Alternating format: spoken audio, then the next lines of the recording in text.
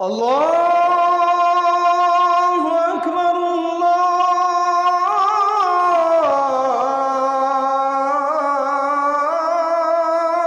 আকবার। আংটিতে যদি কেউ নকশা অঙ্কন করে, মানে নাম লিখে, নিজের নাম লিখেন আর কারো নাম লিখেন, অথবা আপনি অন্য কিছু লিখে রাখেন যেটা জায়েজ লেখা, তো জায়েজ কি না? জায়েজ। কিন্তু আল্লাহর নাম যদি থাকে তাহলে নাপাক অবস্থায় সেটা শরীরে না রাখা উচিত। যদি কেউ আল্লাহর নাম নকশা করে রাখে তাহলে সেটা বাথরুমে নিয়ে যাবে না। বাইরে রাখা যদি সম্ভব হয়, বাইরে রাখা যদি সম্ভব হয়, এই জন্য বলছি যে বাইরে রাখা যদি সম্ভব না হয় তাহলে তখন জায়েজ। যেমন সৌদি আরবের একটা কাজ, এটা ওতে কি লেখা আছে জানেন? কে বলতে পারেন? ভুলে গেছেন সব? কাগজের নোট 1 টাকা, 1 রিয়াল, যেটা সৌদি আরবে, কি লেখা আছে? যা ভুলে গেল সব। হ্যাঁ সুবহান, হ্যাঁ হ্যাঁ, क्या लिखा है? ला इलाहा इल्लल्लाह लिखा है, ला इलाहा मुहम्मद रसूलुल्लाह लिखा है। তো লা ইলাহা ইল্লাল্লাহ আল্লাহর নাম আছে তাতে। এখন এই টাকা নিয়ে, এই নোট নিয়ে, 1 রিয়ালের নোট নিয়ে কত আপনার বাথরুমে ঢুকেছেন, ঠিক না? তো কোনোদিন চিন্তা করেননি মশলা জায়েজ? যদি বাইরে রাখা সম্ভব হয় তাহলে জায়েজ নয়। বাইরে রাখা সম্ভব হয় তাহলে জায়েজ নয়। যেমন আমার অফিস আছে, অফিস আমি মানিব্যাগে রেখে দিলাম, 1 টাকার নোট আছে বা আল্লাহর নাম আছে ওতে, অথবা একটা এমন পেপার আছে যাতে আল্লাহর নাম আছে, পকেটে আছে, অনেক সময় বক্তব্য আমাদের পকেটে থাকে, তাহলে এটা আমি রেখে যাবো অফিস। কিন্তু আপনি বাইরে কোথাও আছেন, বাথরুমে যাবেন, যদি বাইরে রেখে চলে যান মানিব্যাগটা, তার পাবেন কেউ নিয়ে যাবে। হ্যাঁ, তো ইসলাম তো আপনাকে ক্ষতিগ্রস্ত হইতে বলেন না, তখন আপনার পকেটে রাখা যায়, যদিও তার আল্লাহর নাম আছে, সেটা যদি হারিয়ে যাওয়ার সম্ভাবনা থাকে। তাহলে অতিরিক্ত কিছু মশলা জানেন, তাই না? কিসের মশলা থেকে বললাম? আংটিতে। যেমন নবী সাল্লাল্লাহু আলাইহি ওয়াসাল্লাম আংটিতে কি ছিল? মুহাম্মাদুর রাসূলুল্লাহ, আল্লাহর নাম আছে, রসুলের নাম আছে। এই আংটি, আর সেটি ধরনের চাঁদের আংটি বা মহিলাদের স্বর্ণের আংটি নিজের বাড়িতে হলে বাথরুমে যাবে, খুলে যাবে। কিন্তু যদি বাইরে হয় কোথাও, হ্যাঁ, মক্কা মদিনা গেছে আর বাথরুমে যাবে, কমন বাথরুম, বাইরে খুলে রাখা যাবে? অসম্ভব খুলে রাখা, পাবেই না ফিরে এসে। ইল্লা মান রাহিমাল্লাহ, আল্লাহ যদি রহমত হয় তাহলে পাবে, হয়তো বিশেষ রহমত। তো এই জন্য যেখানে দেখবেন যে আমার হারিয়ে যাওয়ার বা ক্ষতির আশঙ্কা রয়েছে, সেখানে তখন কিছু নাজায়েজ কাজও তখনকার মতো জায়েজ। তো বিষয়বস্তু কি অধ্যায়ের? নকশুল খাতাম, আংটি এর ওপর কি করা?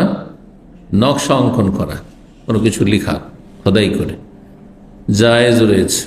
আপনি আপনার নাম লিখে রাখতে পারেন, এতে যদি লেখা যায় তো আজকাল কে কে যে নাম লিখছে, ধর জায়েজ আছে। কিন্তু বেদাতি কথা যদি লেখা থাকে তো জায়েজ নয়। আমাদের কেক কোম্পানির ভাইয়েরা আছেন এখানে, সেজন্য বলছি, আর লেখা আছে বার্থডে পালন করা, জন্মদিবস পালন করা হারাম, সুতরাং সেটা লেখাও জায়েজ নয়, জায়েজ নয়। স্বেচ্ছায় লিখছেন আপনি, এটা জায়েজ নয়। যাদের কাছে জায়েজ, এগুলো বলছে আদাত, এক শ্রেণীর লোকেরা এটাকে হালকা করে দিচ্ছে, বলছে এগুলো দুনিয়ার কাজ, এটা ধর্মীয় কাজ আনবে। ওরা অনেকটা, ওদের কাছে এই বিষয়গুলি হালকা বিষয়। কিন্তু না, জন্মবার্ষিকী, মৃত্যুবার্ষিকী আর বিবাহ বার্ষিকী এসব পালনের ইসলামে কোনো সুযোগ নেই, সুতরাং এসব লেখা থাকবে, হ্যাঁ জায়েজ নয়।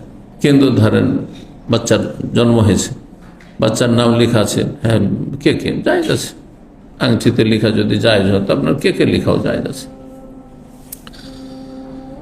5872 নম্বর হাদিস। হাদিস বর্ণনা করেছেন আনাস বিন মালিক রাদিয়াল্লাহু তাআলা আনহু, বলেছেন আন্না নবী সাল্লাল্লাহু আলাইহি ওয়াসাল্লাম আরাদা আন ইয়াকতুবা ইলা রাহাতিন আও উনাসি মিনাল আআজিম।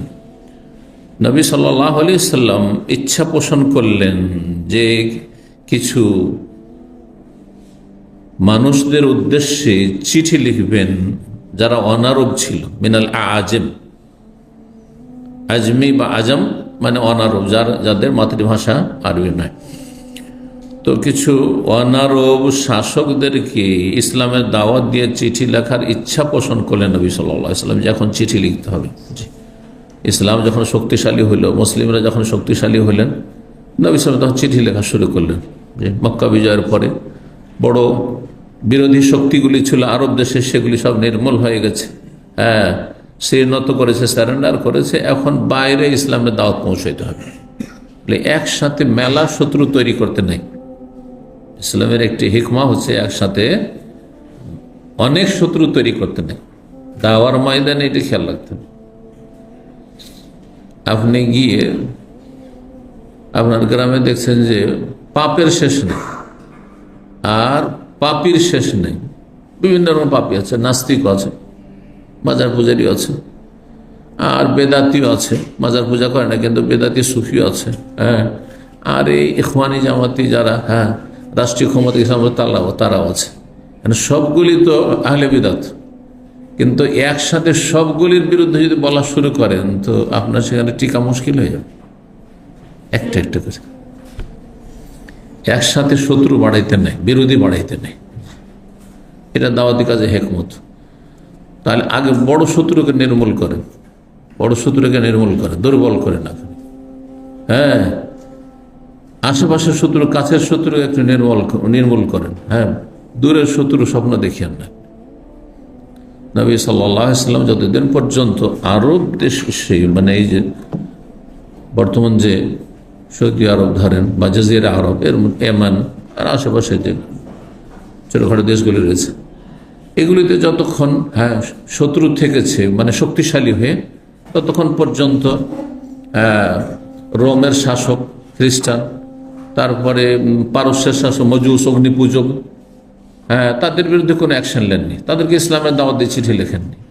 কিন্তু মক্কা বিজয়ের পরে যখন দেখা গেল যেগুলো সব নির্মূল হয়ে গেছে, এখন ঠান্ডা হয়ে গেছে, কিছু কাফের থাকলেও এরা আর মাথা উঠাইতে পারবে না, সোজা চলবে। তখন বাইরের শত্রুদের মোকাবিলার জন্য প্রস্তুত হয়েছে। এটা হচ্ছে হিকমত। একসাথে সবগুলির বিরুদ্ধে বলা শুরু করবেন না। আমি আলহামদুলিল্লাহ আমার দাওয়াতের কাজ এখানে দাম এইভাবে শুরু করছি। প্রথম 6 মাসে 1 বছর মেলা বিদাতকে এড়িয়ে গেছি। জিজ্ঞেস করলে মিলাদ, সম্মিলিত দোয়া, মোনাজাত, আর নিয়ত পড়া, ইত্যাদি জিজ্ঞাসা করতে থেকেছি। বলে আগে বেশি গুরুত্বপূর্ণ গুলো শিখেন, এটা পরে শিখিয়েন। এই গেছে, তারপরে তখন শুরু করেছি। 5 বছর বড় বড় শিরকে যারা লিপ্ত, মাজার পূজায় লিপ্ত আর সুফি, তাদের বিরুদ্ধে আস্তে আস্তে। আবার সুফিরা 2 রকম, একটা মাজার পূজারী আর একটা মাজার পূজা করে না, কিন্তু পীরের মুরিদ হওয়া তাদের কাছে রয়েছে। যেমন চরমনাইওয়ালারা, এসারসিনা, দেওবন্দি যারা, এরাও সুফি, কিন্তু এর বেরোলিবি হারেজবি চাইতে ভালো। তো তারপরে 2005-6 বছর পরে ইখওয়ানি জামাতিদের সম্পর্কে, তারপরেও কথা বুঝতে পেরেছেন, আস্তে আস্তে একসাথে সবগুলোর বিরুদ্ধে নয়। তো যারা হিকমার সাথে কাজ করবেন, একসাথে মেলা শত্রুর মোকাবেলা করা আপনার পক্ষে সম্ভব নয়। নবী সাল্লাল্লাহু আলাইহি ওয়াসাল্লাম তাই করেছেন। তো নবী সাল্লাল্লাহু আলাইহি ওয়াসাল্লাম চিঠি লেখার ইচ্ছা করলেন কাফের অনারব, আরব দেশের যখন কাফের মুশরিকগুলি ঠান্ডা হয়ে গেছে, হয় ইসলাম গ্রহণ করার মাধ্যমে অথবা স্যারেন্ডার হওয়ার মাধ্যমে দুর্বল হয়ে গেছে, তখন অনারব শাসকদের উদ্দেশ্যে চিঠি লেখার ইচ্ছা পোষণ করলেন। কিন্তু তারা তো আরবি ভাষা বোঝে না, অনুবাদক তার ব্যবস্থা করবে। তারপরে নবী সাল্লাল্লাহু আলাইহি ওয়াসাল্লাম বলা হলো যে এমনি কাগজে লিখে পাঠিয়ে দেবেন। কাগজ তখন ছিল না, কাগজ হয়নি তখন। নবী সাল্লাল্লাহু আলাইহি ওয়াসাল্লাম অনেক পরে কাগজ আবিষ্কার হয়েছে, বাদশাহ হারুন রশিদের আমলে, প্রায় ধরেন 150-200 বছর পরে ধরেন। তো সেই সময় চামড়াতে লেখা হইতো, বেশিরভাগ, অথবা গাছের বাকলে লেখা হইতো, পাথরে লেখা হইতো। নবী সাল্লাল্লাহু আলাইহি ওয়াসাল্লাম যে চিঠিগুলি পাঠিয়েছেন সেগুলো চামড়াতে লেখাচ্ছে, সেগুলি পাণ্ডুলিপি আজকাল আছে, বা আপনার সোশ্যাল মিডিয়া পাবেন, চামড়ায় লেখা। তো নবী সাল্লাল্লাহু আলাইহি ওয়াসাল্লাম চিঠি লেখার উদ্দেশ্য করলেন অনারব শাসকদের উদ্দেশ্যে। ফাকিল আলাহু, তখন নবী সাল্লাল্লাহু আলাইহি ওয়াসাল্লাম বলা হল, ইন্নাহু লা ইয়াকবালুনা কিতাবান, তারা এমন কোনো চিঠি গ্রহণ করবে না, গ্রহণযোগ্য নয়, তাদের কোনো মূল্যায়ন নেই, ইল্লা আলাইহি খাতাম, যতক্ষণ পর্যন্ত তার উপর এক মোহরাঙ্কিত না থাকবে, সিল মোহর না থাকবে। স্বাভাবিক, আপনার ভিসা যদি থাকার নেই, কোনো স্ট্যাম্প নেই, গ্রহণযোগ্য হবে? এটি পেপার আপনি কোনো জায়গা থেকে নিয়েছেন, ওর সাইন নেই, আর কি নেই, হ্যাঁ, সিল মোহর নাই, তাহলে কোনো মূল্য নেই পেপারের। যদি আপনার ওপরে আপনার কোম্পানির নাম লেখা আছে, হ্যাঁ, লেটার প্যাড, কোনো মূল্য নেই পেপারের। ফাত্তাখাযান নবী সাল্লাল্লাহু আলাইহি ওয়াসাল্লাম খাতামিন ফিদ্দাতিন, তখন নবী সাল্লাল্লাহু আলাইহি ওয়াসাল্লাম চাঁদের আংটি তৈরি করালেন বা করলেন। নকশুহু, যাতে মোহরাঙ্কিত ছিল, মুহাম্মাদুন রাসূলুল্লাহ, 3 লাইনে 3টা শব্দ ছিল। ফাকান্নি বিআবিসি আও বিবাসিসিল খাতাম ফি ইসবাইন নবী সাল্লাল্লাহু আলাইহি ওয়াসাল্লাম আও ফি কাফিহি। আনাস বিন মালিক রাদিয়াল্লাহু আনহু, নবী সাল্লাল্লাহু আলাইহি ওয়াসাল্লাম খাদেম, তিনি বলছেন যে যেন আমি এখন আমার চোখের সামনে ভাসছে।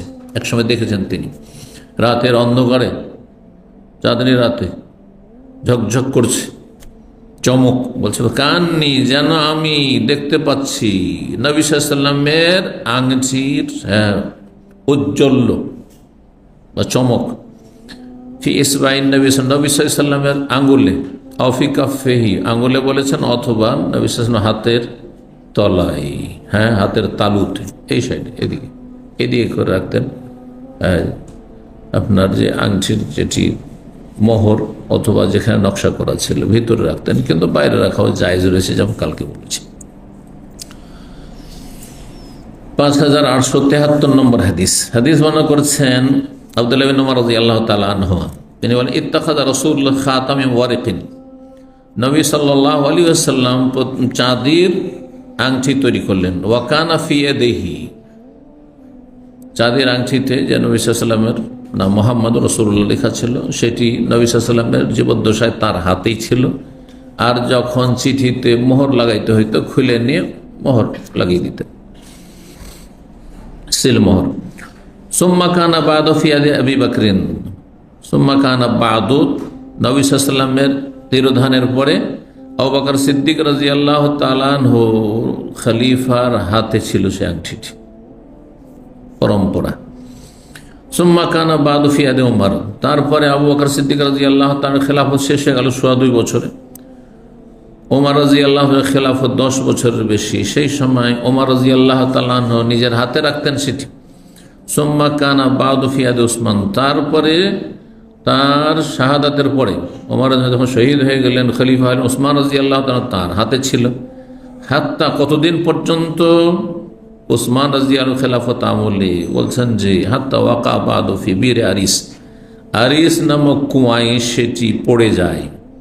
নকশহু, যাতে মোহরাঙ্কিত ছিল বা নকশা করা ছিল, খোদাই করা ছিল, মুহাম্মাদুন রাসূলুল্লাহ লেখা ছিল, মুহাম্মাদুন রাসূলুল্লাহ। কালকে বলেছি যে মোহাম্মদ নিচে, মাঝখানে ছিল রাসূল, আর উপরে ছিল আল্লাহ। জি, নিচের দিক থেকে পড়তে হবে। তাহলে আসল পড়ার নিয়ম হচ্ছে ওপর দিক থেকে পড়া, ওপর লাইন থেকে পড়া, কিন্তু এখানে নিচের দিক থেকে কেন লেখা ছিল? যাতে আল্লাহর নামটি নিচে না চলে যায়। এটি আল্লাহর নামের সম্মান, আর তাজিম প্রদর্শন, এটি খুব জরুরি।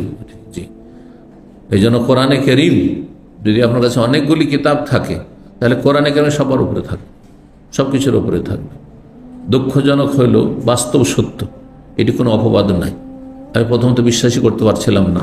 2000 সালের দিকে আমার কিছু ভাইরা বলল যে এখানে ওই দূর দূরান্তে যেসব ক্যাম্পগুলি, মানে দামামের একেবারে বাইরে বন জঙ্গল এলাকায়, বুঝতে পারছেন, অনেক দূরে দূরে মরুভূমির মধ্যে ক্যাম্পগুলি, সেসব ক্যাম্পগুলিতে আস্তানা ছিল এই তাবলীগ জামাতের।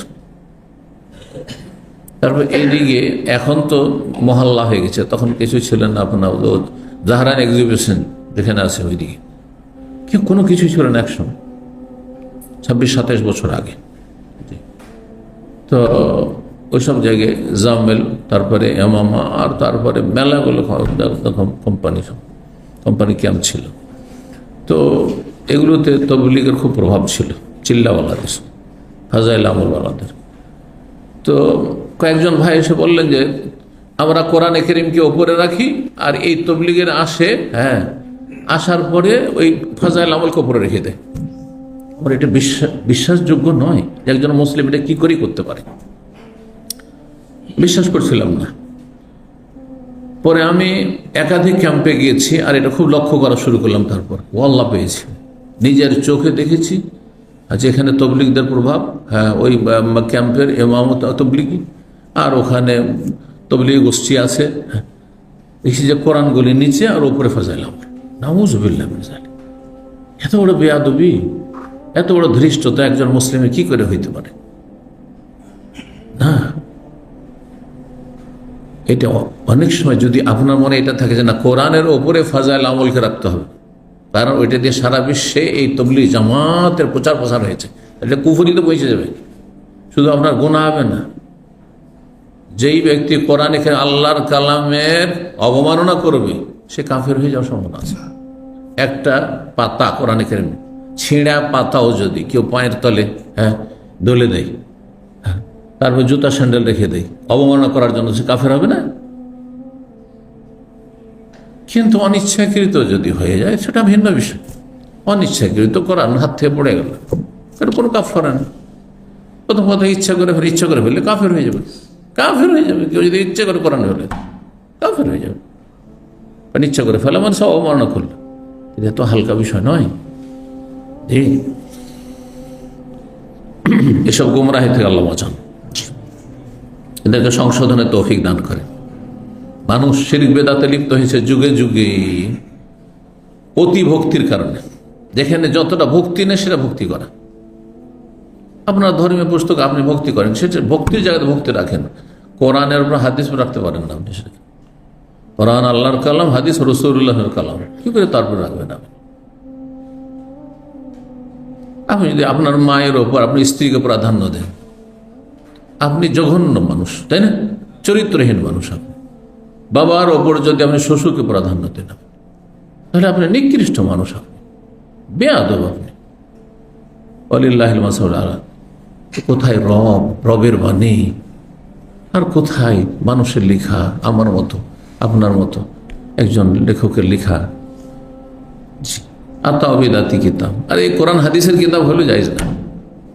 কোরআন হাদিসে সম্বলিত যদি সহি আকীদার কোন লেখকের কিতাব থাকে, তারপরও সেটা কোরআন রাখা জায়েজ না, হারাম।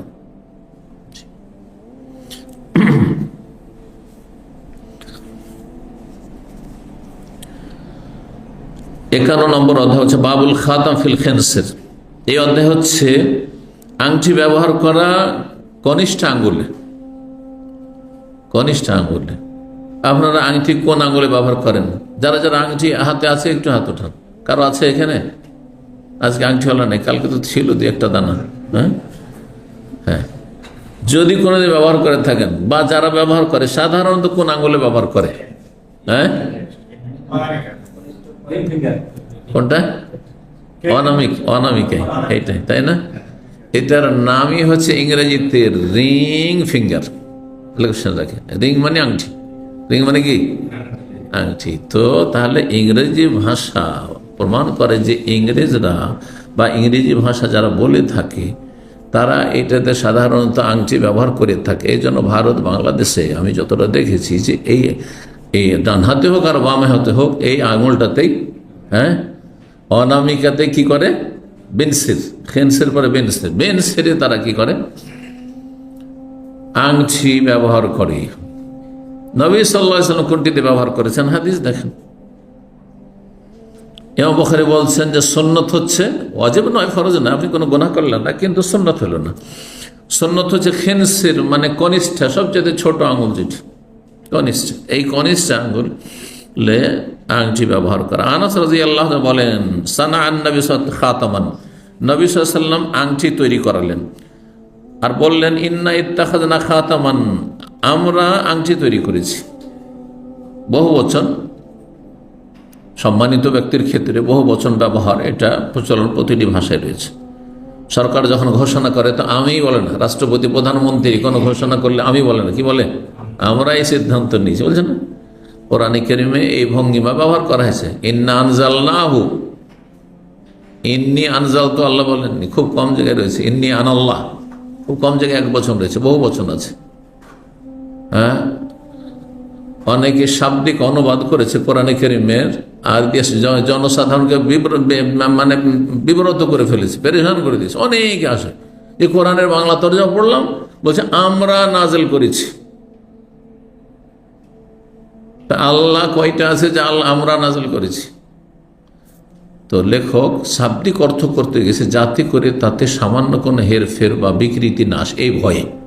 ওটা একটা ঠিক তার ইজতিহাদ। কিন্তু আপনাকে বুঝে নিতে হবে যে কেন বহু বচন আমরা, কেন আমরা কোরআন নাযিল করেছি, কেন?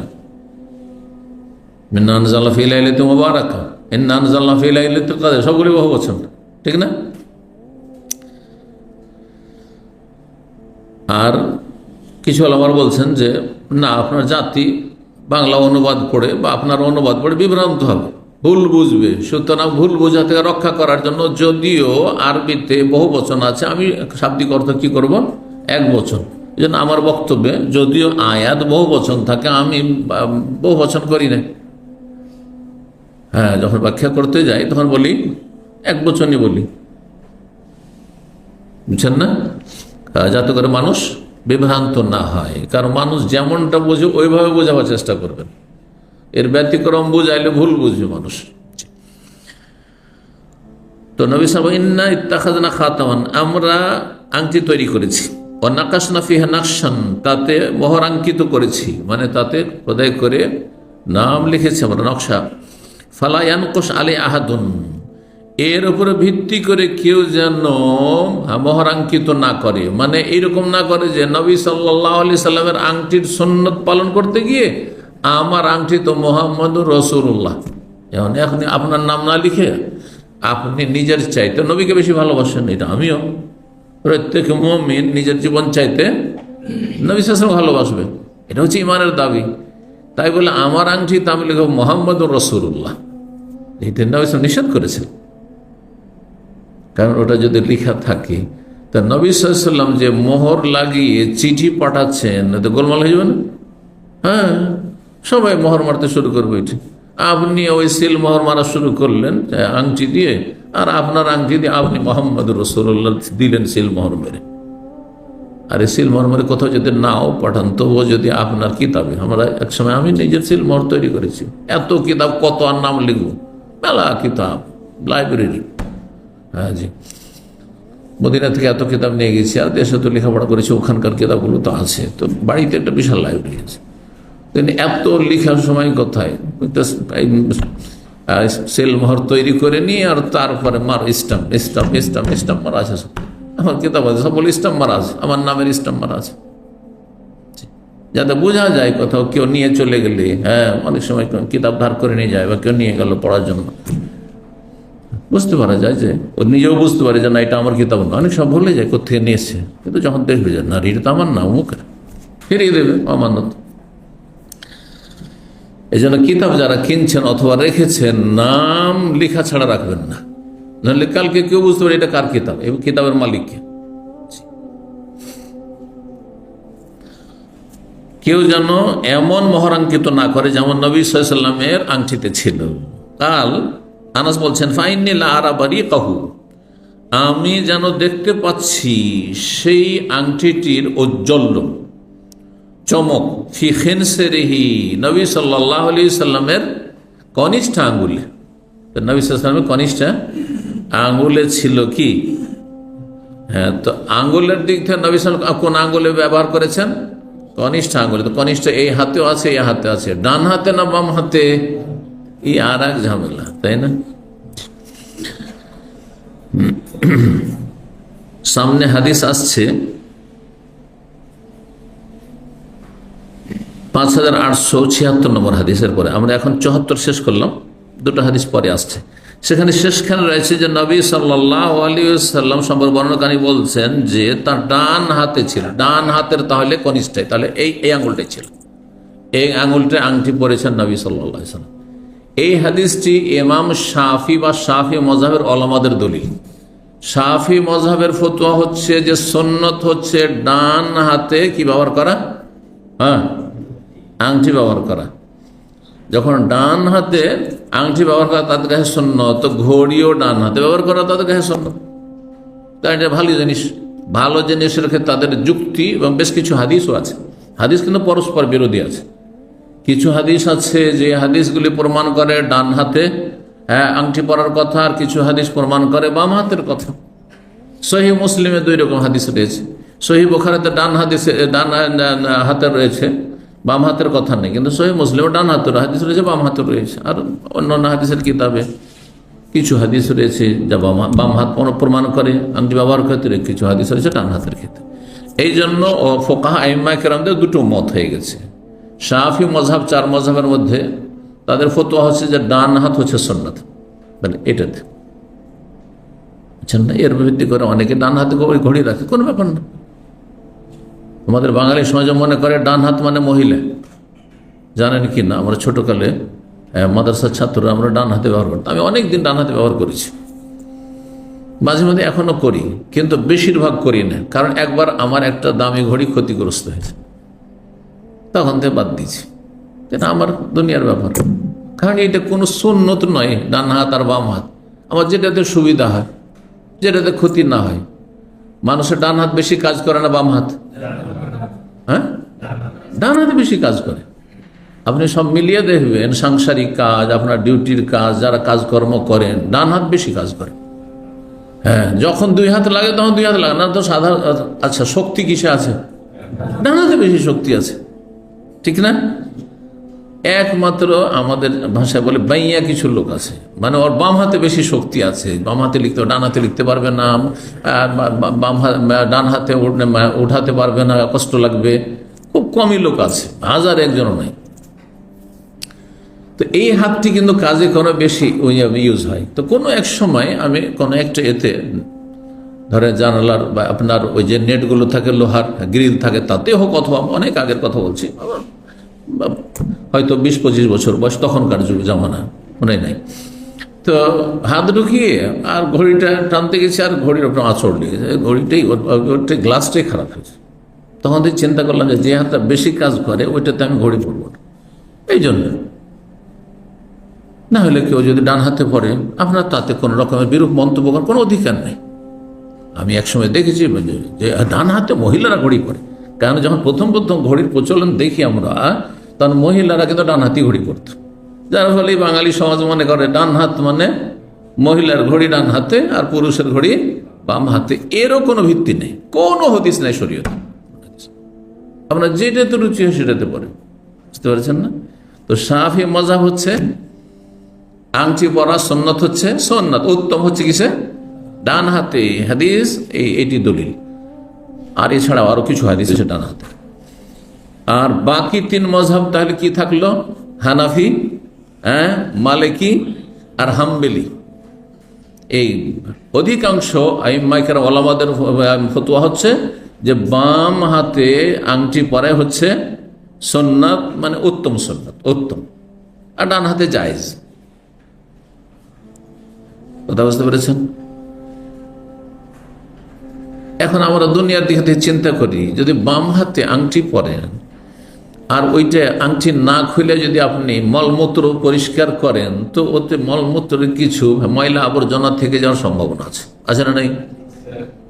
এটা আপনাকে লক্ষ্য রাখতে হবে, কারণ অনেকে এগুলো খেয়াল করবেন না। এই জন্য আমি এটা ভেঙে বলছি, ভেঙে যেতে পারেন।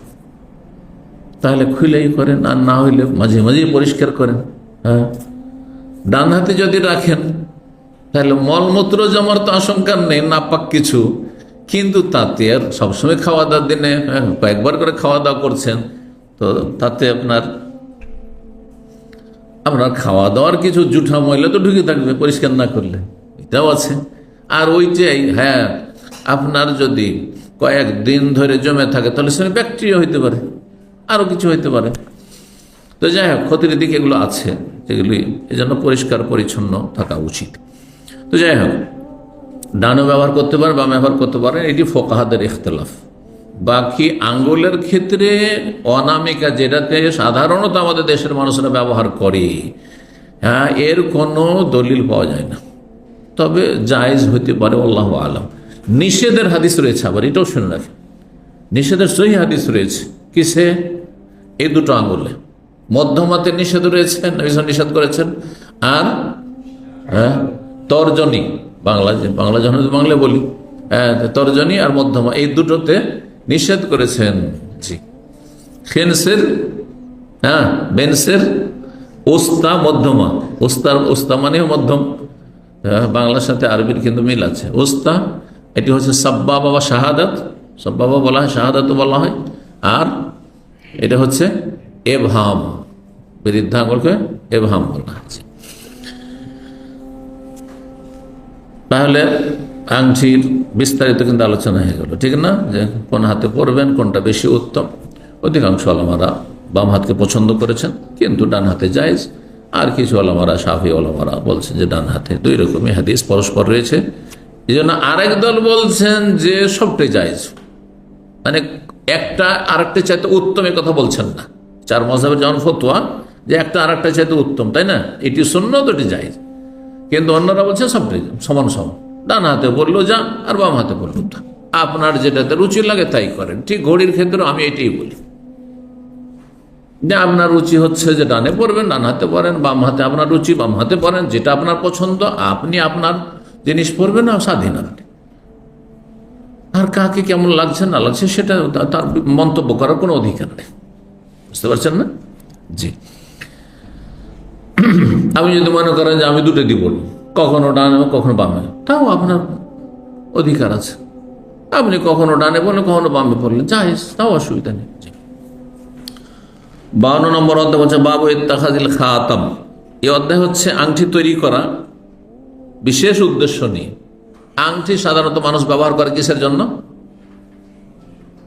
সাজের জন্য। এটি একটি সাজ। একসময় আমি ছাত্র জীবনে অনেক বছর কন্টিনিউ আংটি ব্যবহার করেছি, কিন্তু বলি আপনাদেরকে, তখনকার পরিবেশে ছাত্র সমাজে ছিল যে আংটি, বিভিন্ন রকম আংটি ব্যবহার হইতো, কিন্তু দামি আংটি না, ওগুলো স্বর্ণ তো হারাম, এমনকি চাঁদিরও ছিল না। সম্ভবত একবার চাঁদির হয়তো ব্যবহার করেছি হয়তো, আর ঠিক যদি ঠিক বলি, আর না হলে এমনি বিভিন্ন আংটি। একটা আংটি হয়তো কয়েকটা কড়া তাতে থাকতো, আর একটা আরেকটার সাথে পাক দিয়ে ওটাকে সেট করে ঢুকাইতে হইতো। দেখেছেন কিনা এরকম আংটি? ওইটা অনেকদিন ব্যবহার করেছি, গোল্ডেন ছিল, কিন্তু স্বর্ণ নয় সাথে। তো যদি কেউ ব্যবহার করে তাও জায়েজ, না ব্যবহার করে তাও। এমন নয় যে আংটির সুন্নাত আপনাকে ব্যবহার করতে, এমনও কিছু নয়। বুঝতে পারছেন না? জি, নবী সাল্লাল্লাহু আলাইহি ওয়াসাল্লাম বিশেষ গরজ আংটি ব্যবহার করছে, ওই গরজ আমার নেই, সুতরাং আংটির প্রয়োজনও নেই। এটাও মনে রাখতে হবে যে নবী সাল্লাল্লাহু আলাইহি ওয়াসাল্লাম আংটি ব্যবহার করেছেন, আমাকে করতে হবে না। নবী সাল্লাল্লাহু আলাইহি ওয়াসাল্লাম গরজ ছিল, আমার গরজ নেই। ওনার সিল মোহরের জন্য প্রয়োজন ছিল, স্টাম্পের জন্য, সেই জন্য ব্যবহার করেছে। আমার কি প্রয়োজন আছে? আজকাল অন্য স্টাম্প হয়ে গেছে। জি।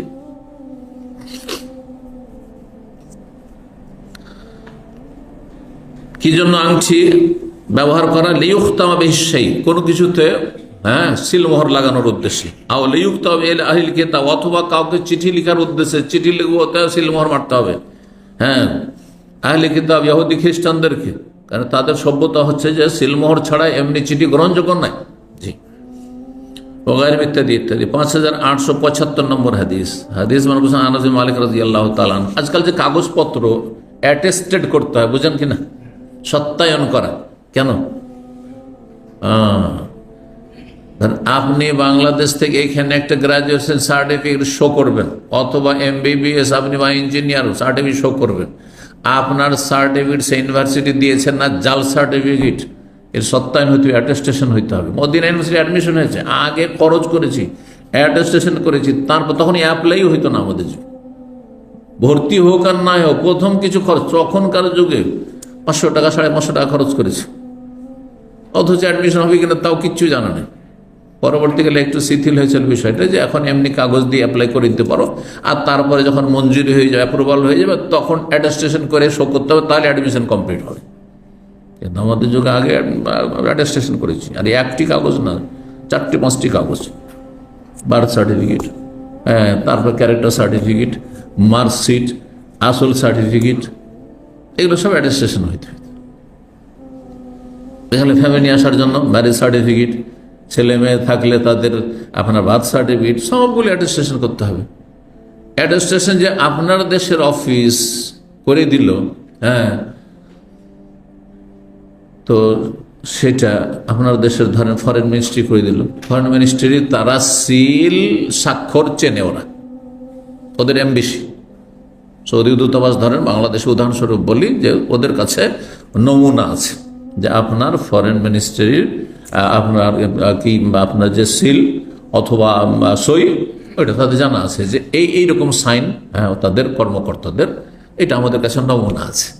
আমি যখন অ্যাটেস্টেশনের জন্য যাবো, এটা হচ্ছে অ্যাটেস্টেশন, তখন সেটা দেখবে, চেক করে, হ্যাঁ ঠিক আছে, তখন তারা অ্যাটেস্ট করে দেবে যে এতে কি লিখান আছে, এর দায়িত্ব আমাদের নাই, কিন্তু যে এখানে সিল অথবা স্বাক্ষর রয়েছে সেটা সত্যায়ন করছি, এই কথাটি আরবিতে লেখা থাকে। আর তারপরে সৌদি এমবেসির অ্যাটেস্টেশন থাকে। আপনি এখানে যখন যাবেন, এখানকার সার্টিফিকেট আর এখানে যেমন আমাদের ছেলেমেয়েরা লেখাপড়া করেছে, দেশে নিয়ে তো তাই করতে হবে।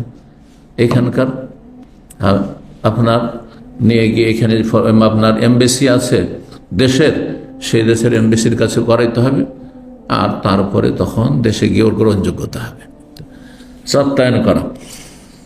তো সত্যায়নের জন্য কি করা হয়, ব্যবহার করা হয়। যে কথা লম্বা না করে দেখেন, নবী সাল্লাল্লাহু আলাইহি ওয়াসাল্লাম যখন চিঠি লিখতে চাইলেন রোমানদের, রোমান তারা খ্রিস্টান ছিল, আজকালকার রোম ছোট্ট একটা দেশ হয়ে গেছে, কিন্তু তখন পুরা ইউরোপের নাম রোম ছিল। ধরে শুধু ইউরোপ না, বরং সামদেশগুলি রোমদের দখলে ছিল, সামদেশগুলি এই খ্রিস্টানদের দখলে ছিল। তখন বলা হয় নবী সাল্লাল্লাহু আলাইহি ওয়াসাল্লামকে, ইন্নাহু লা ইয়াকরাউ কিতাবাকা, আপনার চিঠি তারা পড়েও দেখবে না, কোনো মূল্যায়ন করে পড়বেই না। ইযা লাম ইয়াকুন মাখতুমান, যদি তাতে মোহরাঙ্কিত না থাকে, সিল মোহর না লাগানো থাকে। ফাত্তাখাযা খাতামিন ফিদ্দাতিন, তখন চাঁদের আংটি তৈরি করলেন নবী সাল্লাল্লাহু আলাইহি ওয়াসাল্লাম। নাকশুহু, তাতে মোহরাঙ্কিত যে নকশা করা ছিল মুহাম্মাদুর রাসূলুল্লাহ। ফাকান্নামা আনজুর ইলা বায়াযি ফি ইয়াদিহি, নবী সাল্লাল্লাহু আলাইহি ওয়াসাল্লামের হাতের সেই চাঁদের আংটির শুভ্রতা, বায়াজ শুভ্রতা আমি যেন দেখতে পাচ্ছি, চকচক করছে। জি, 53 নম্বর অধ্যায় হচ্ছে বাবু মান জাআলা ফাসাল খাতাম ফি বাতিনি কাফি। এই অধ্যায় হচ্ছে কোন ব্যক্তি যদি আংটির যে নকশা রয়েছে, নকশা অর্থাৎ মোহরের জায়গাটি, এটি কি যদি হাতের তালুতে রাখে, এটি নবী সাল্লাল্লাহু আলাইহি ওয়াসাল্লাম করতেন, কিন্তু এর বিপরীত যদি রাখে, সাধারণত আজকাল ওপরে রাখা হয়, সেটা জায়েজ রয়েছে। 5876 নম্বর হাদিস বর্ণনা করেছেন আব্দুল্লাহ বিন মাসউদ বা আব্দুল্লাহ বিন ওয়ান, নবী সাল্লাল্লাহু ইস্তানা খাতামিন যাহাবিন, নবী সাল্লাল্লাহু প্রথম একটি স্বর্ণের আংটি তৈরি করেছেন, গতকালকে যেমন হাদিস এসেছিল। আর তারপর তখন স্বর্ণ হারাম হয়নি, আর তারপরে যখন হারাম হলো ওটা ফেলে দেওয়া। জাআলা ফাসসাহু ফি বাতনি কাফি ইযা লাবিসা, যখন তিনি পরতেন, তাহলে বোঝা গেল আংটি সবসময় পরে থাকতেন না, আংটি তৈরি করেছেন কিন্তু সবসময় পরে থাকতেন। যখন পরতেন তখন তার পাথরের দিকটা, ফাসসুন বলা হয় পাথরটাকে বা পাথরের দিকটাকে, যেখানে পাথর লাগা, পাথর বসানো থাকে, এটিকে তিনি রাখতেন হাতের তালুর দিকে, ভিতরের দিকে। ফাস্তানা নাসু খাওয়াতে মানে যাহবেন, তখন লোকেরাও দেখা দেখি স্বর্ণের আংটি তৈরি করলে, যে নবী সাল্লাল্লাহু আলাইহি ওয়াসাল্লাম আংটি পরছেন তো আমরাও পরবো, পছন্দ করতেন নবী সাল্লাল্লাহু আলাইহি ওয়াসাল্লাম, অনুকরণ করা এসব ক্ষেত্রেও।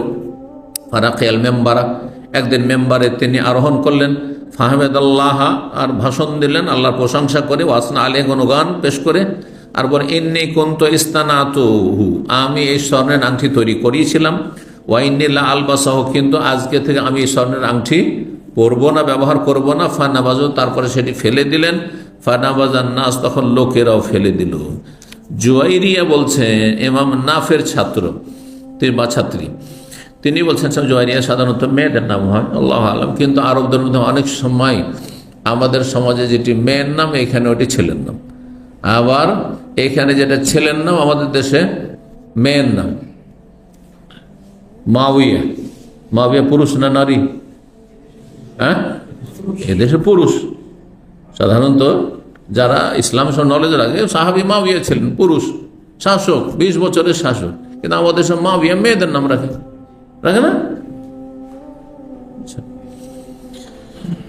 তো কখনো কখনো নাম স্ত্রীলিঙ্গের মানে তা লাগানো থাকে, তা হচ্ছে স্ত্রীলিঙ্গ হওয়ার লক্ষণ, মুয়ান্নাস হওয়ার লক্ষণ, কিন্তু সবসময় না। তালহা, তালহাতে তো তা আছে গোলতা, কিন্তু তালহা ছেলেদের নাম সবাই জানে, আরবরা জানে, আমরাও জানি। কিন্তু খাদিজা, ফাতেমা তো তা আছে শেষখানে, আর তালহা তো তা আছে। তো তালহাকে আপনি ছেলেদের নাম রাখছেন, আর ফাতেমা মেয়েদের নাম, কেন ফাতেমাকে ছেলের নাম রাখবেন? রাখবেন না। কিন্তু কিছু কিছু নামে আরবরা একরকম রাখে, ওই নামটা আমাদের দেশ ছেলের নাম। এখন এই দেশে মানাল নাম রাখছে, মেয়েদের নাম এটি। আর আমাদের দেশে মানাল মেয়েদের নাম বিশ্বাসই করবে না, ছেলে ওই তো মানাল, তাই না? নাবিলের মতো, নাবিল নাম যেমন আছে, তাই না?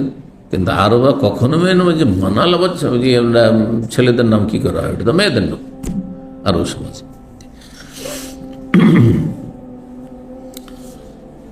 জয়রে বলছেন ওয়ালা হাসে বহু, আমি ধারণা করি, ইল্লা কি ধারণা করি, একমাত্র যে কালফিয়াদিল ইউমনা, নবী সাল্লাল্লাহু আলাইহি ওয়াসাল্লামের ডান হাতে আংটিটি ছিল, আংটিটি ডান হাতে ছিল, এটি দলিল শাফি মাযহাবের। কিন্তু এছাড়া এর বিপরীত বেশ কিছু হাদিস রয়েছে, এর পক্ষেও বেশ কিছু হাদিস রয়েছে। সুতরাং দুটোই জায়েজ, ডান হাতে বাম হাতে দুটোই জায়েজ। 54 নম্বর বাবা কওলিন নবী সাল্লাল্লাহু আলাইহি ওয়াসাল্লাম আলা নকশে খাতামিহি, এই অধ্যায়ে নবী সাল্লাল্লাহু আলাইহি বলেছেন যে নবী সাল্লাল্লাহু আলাইহি ওয়াসাল্লামের আংটির মতো যেন মোহরাঙ্কিত না করা হয়।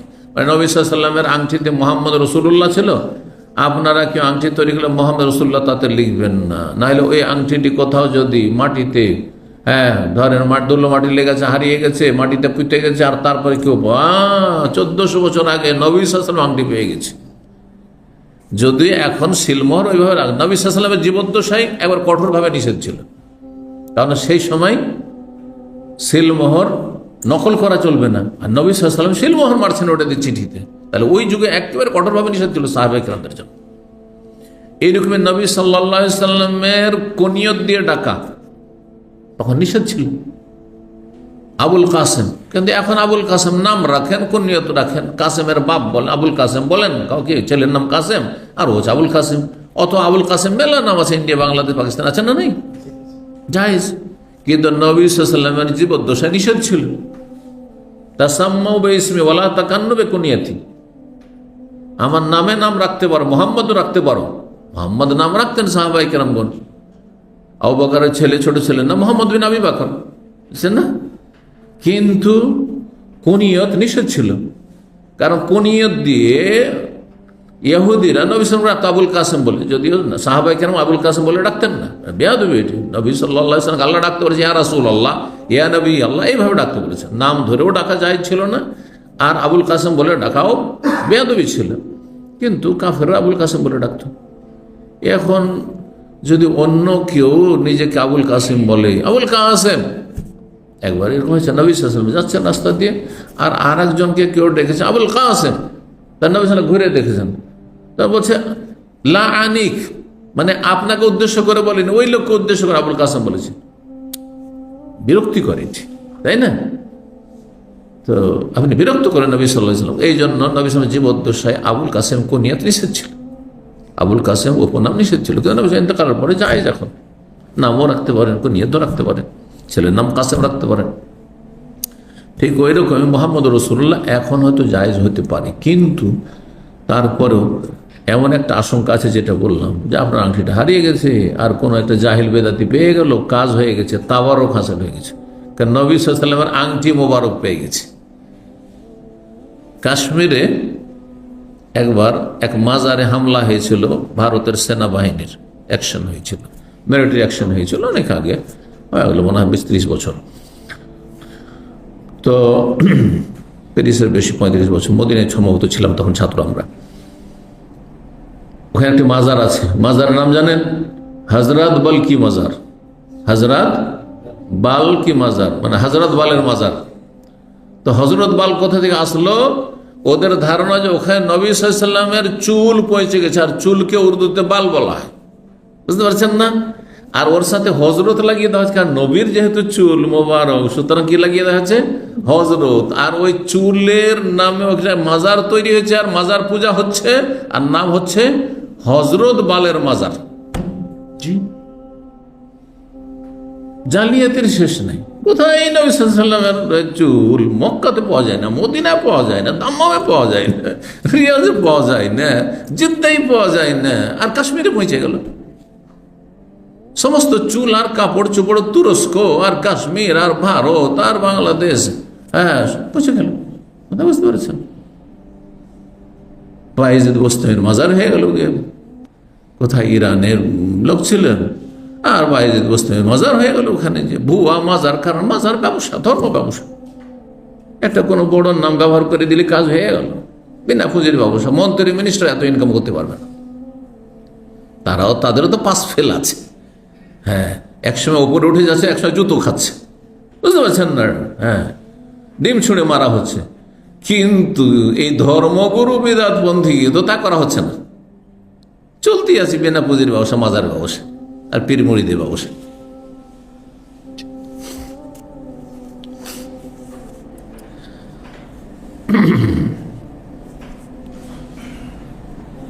বলছেন 5877 নম্বর হাদিসে যে আন্না রাসূলুল্লাহ সাল্লাল্লাহু আলাইহি ওয়াসাল্লাম ইত্তাখাযা খাতাম, আনাস বিন মালিক বর্ণনাকারী, রাসূলুল্লাহ সাল্লাল্লাহু আলাইহি ওয়াসাল্লাম আংটি তৈরি করলেন মিন ফিজাতি চাঁদির, ওয়া নাকাশা ফিহি, তাতে মোহর অঙ্কিত করলেন মুহাম্মাদুর রাসূলুল্লাহ, 3টি শব্দ।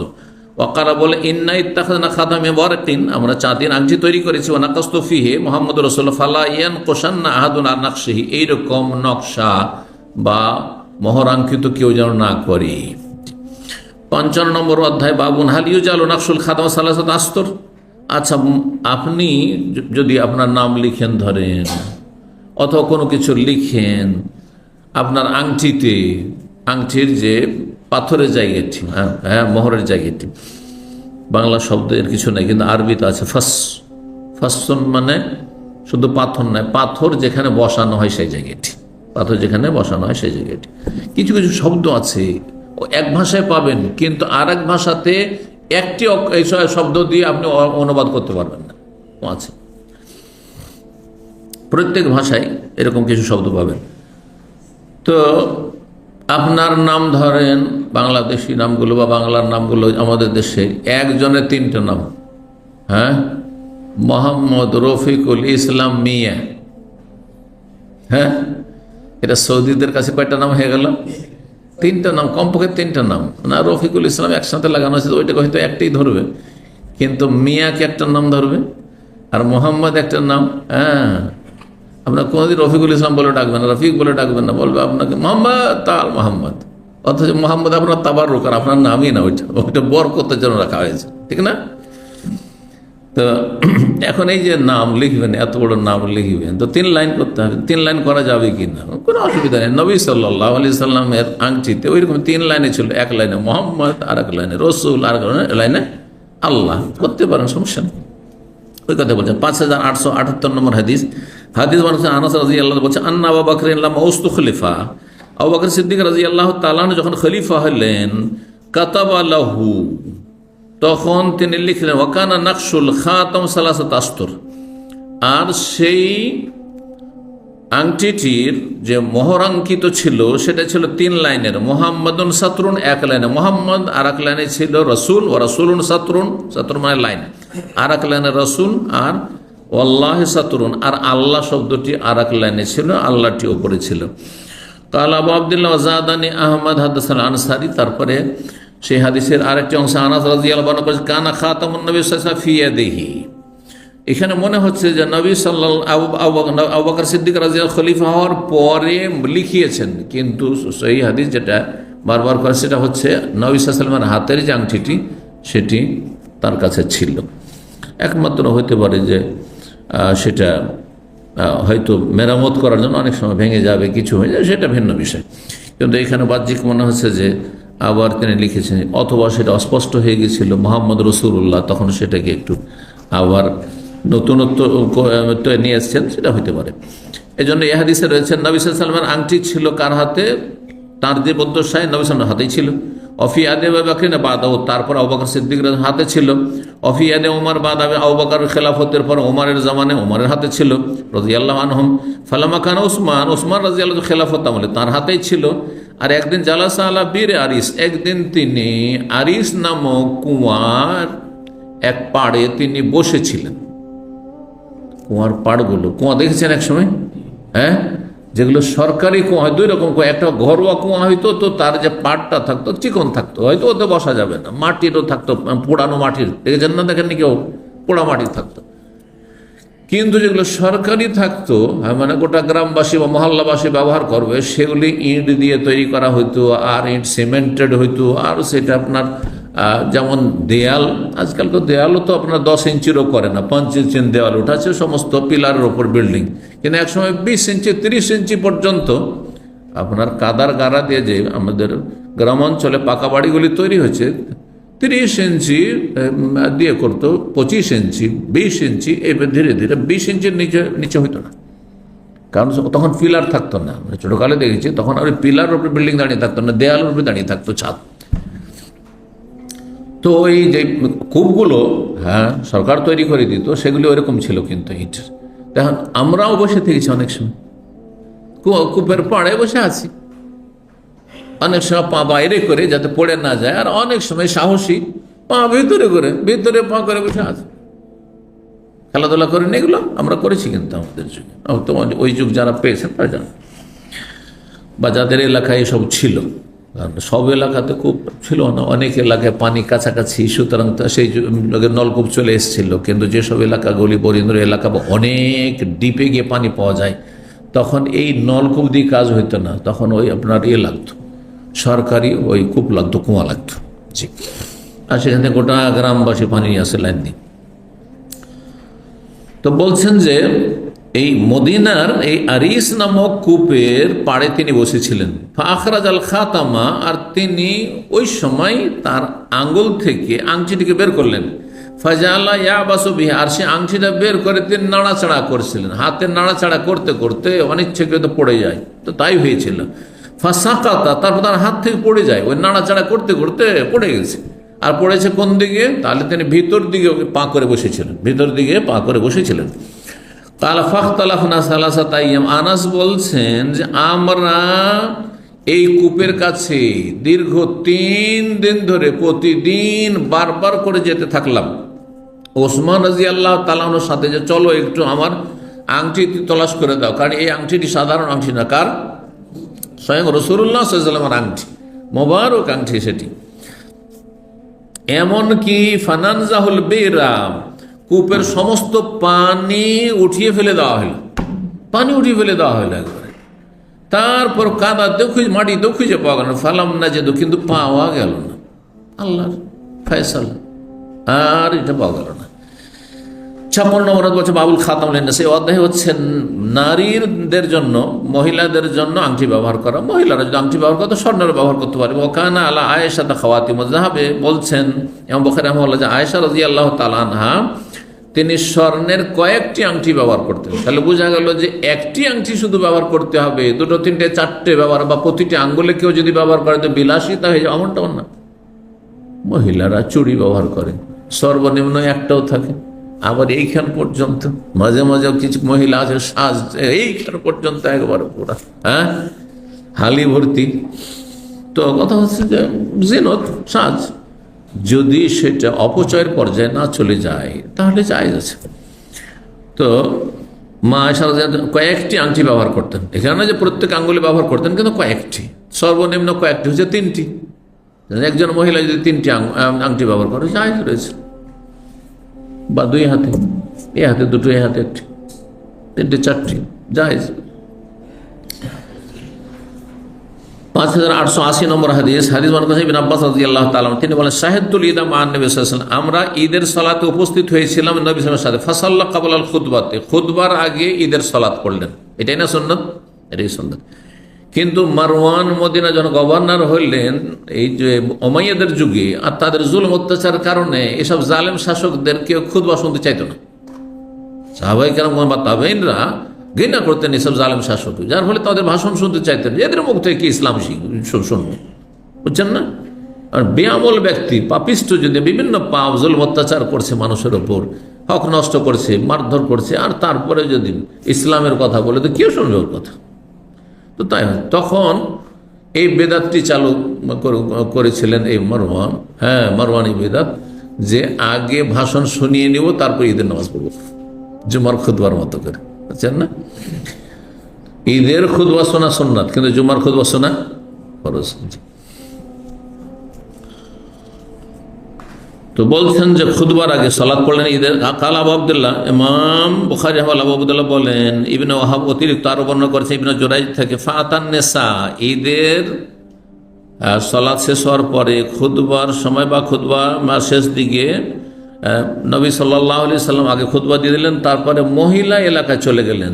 ঈদের খুতবা দুটো দেননি নবী সাল্লাল্লাহু আলাইহি সাল্লাম, কিন্তু খুতবাটা শেষ করার পরে মহিলাদের এলাকায় চলে গেলেন। মহিলারা দূরে এক সাইডে বসেছিল, আর তখন তো আপনার সাউন্ড সিস্টেম ছিল না যে আওয়াজ পৌঁছানো যাবে, এই জন্য ওদের স্পেশালি তাদের জন্য কিছু নসিহা করার জন্য এগিয়ে গেলেন সেখানে। যদি ফিতনার আশঙ্কা না থাকে তাহলে বোঝা গেল যে মহিলাদের মাঝে বক্তব্য করা যাবে। আর সেখানে গিয়ে তাদেরকে উৎসাহিত করলেন দান সাদাকার জন্য, আর কি জাহান্নাম সম্পর্কে সতর্ক করলেন যে অধিকাংশ মহিলারা জাহান্নামে যাবে তাদের বিভিন্ন ত্রুটির কারণে। মহিলাদের মধ্যে ওই ত্রুটিগুলি বেশি রয়েছে জাহান্নামে যাওয়ার যে কারণগুলি বর্ণনা করেছেন।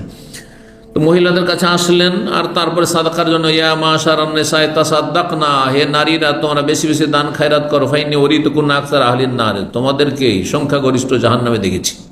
মেরাজে গিয়ে জাহান্নামে সংখ্যাগরিষ্ঠদেরকে দেখেছে, সংখ্যাগরিষ্ঠ কাদেরকে দেখেছেন? নারীদেরকে দেখেছেন। আর জান্নাতে সংখ্যাগরিষ্ঠ গরিবদেরকে, দরিদ্রদেরকে দেখে, অভাবীদেরকে। অভাবীরা মোটামুটি অভাবী যারা, মানে একেবারে অভাবী না, আবার আমাদের দেশের ফুটপাতি অভাবীগুলো যারা ডম মেথো রিক্সা চালক, এদের দিনও নেই দুনিয়াও নেই। হ্যাঁ, এই শ্রেণীর গরিব না, আমাদের মতো আপনাদের মতো সাধারণ যারা মোটামুটি কোনো রকম করে সংসার চলছে আলহামদুলিল্লাহ। হ্যাঁ, কখনো একটু কষ্ট হচ্ছে, হ্যাঁ তো সবর করছেন, আর কখনো সুখ হচ্ছে, আল্লাহ শুকর করছেন। এরাই মোটামুটি দিনটাকে টিকিয়ে রেখেছে। অনেক পয়সাওয়ালাদের মধ্যেও দিন নেই, আর একেবারে পথের ফকিরদের মধ্যেও কিন্তু দিন নেই আজকাল আমাদের দেশের প্রেক্ষাপটগুলিতে। বলছি আল্লাহ হিদায়াত করুক সব জাতি। তো অভাবে স্বভাব নষ্ট এক শ্রেণীর, আর এক শ্রেণীর আল্লাহর নিয়ামত পয়সা পেয়ে তাদের দিন আকিদা আমল সব নষ্ট। দুনিয়ায় মেতে উঠে দুনিয়াকে জান্নাত মনে করে নিয়েছে, দুনিয়াকে তারা কামড়িয়ে ধরেছে। নাসাল্লাহ সালামত ওয়াল আফিয়া। আল্লাহ যেন পয়সাকে কোনখানে দেন, এখানে না এখানে, মনে রাখবেন। আল্লাহ যেন এই যে বুক দেখাচ্ছে, এই পয়সা এইখানে চাই, আমি এখানে চাই না, আমি এইখানে চাই, যাতে যে কোনো জায়গায় দান সাদকা করে ছুঁড়ে ফেলতে পারি, বুঝছেন না? আর যার এইখানে পয়সা ঢুকে যাবে, কলিজা ছেড়ে যাবে, পয়সা বের করতে পারবেন না, বুঝতে পারছেন না?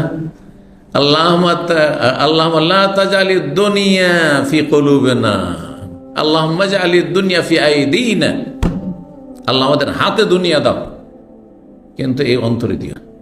কারণ অন্তরে যদি পয়সার মহব্বত আর স্বর্ণ চাঁদি আর নেতৃত্ব ক্ষমতা, হ্যাঁ দুনিয়ার প্রভাব প্রতিপত্তি, এসবের যদি মানে মহব্বত চলে আসে, তাহলে আপনি পথভ্রষ্ট হয়ে যাবেন, পথভ্রষ্ট হয়ে যাবেন। না আখিরাত থেকে উদাসীন গাফেল হয়ে যাবে না, জাহান্নামে যেতে হবে। অন্তরে ভরবেন না পয়সাকে, হাতে রাখবেন।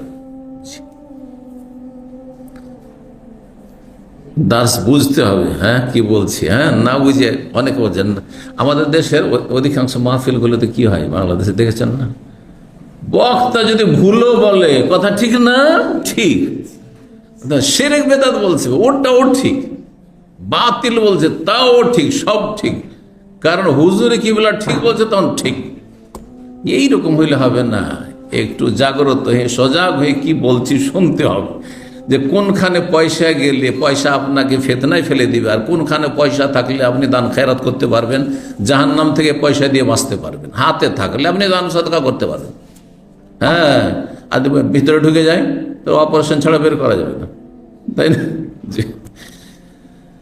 তো ইমাম বুখারী রাহিমাহুল্লাহ বর্ণনা করে বলছেন যে ইবনে জুরাইজ বলেছেন নবী সাল্লাল্লাহু আলাইহি ওয়াসাল্লাম মহিলাদের এলাকায় আসলেন ওই ঈদগাহে, ফাজাআল্লা ইউলকিনা, তাদেরকে যেমন উৎসাহিত করলেন দান সাদকার জন্য, তখন তারা নিক্ষেপ করতে লাগলো আল ফাতখা ওয়াল খাওয়াতিমা, বড় বড় আংটিগুলি অথবা মালাগুলি, দুই রকম করা হয়েছে। ওয়াল খাওয়াতিম, এবং আংটিগুলি, সাধারণ আংটিগুলি ফি সবে বেলাল, বেলাল রাদিয়াল্লাহু তাআলার কাপড়ে। তাহলে চাঁদা কালেকশনের জন্য গামছা বা চাদর বিছিয়ে চাওয়া এটি জায়েজ রয়েছে, কথা বুঝতে পারছেন? আপনার নিজের জন্য না, আমার নিজের জন্য না, আল্লাহর দিনের জন্য, মসজিদের জন্য, মাদ্রাসার জন্য, দিনের খেদমতের জন্য, দাওয়াতি কাজের জন্য জায়েজ রয়েছে।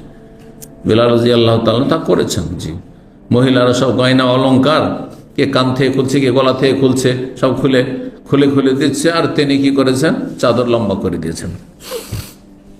57 নম্বর অধ্যায় বলছে বাবুল কালায়েদ ওয়া সিখাব লিন-নিসা।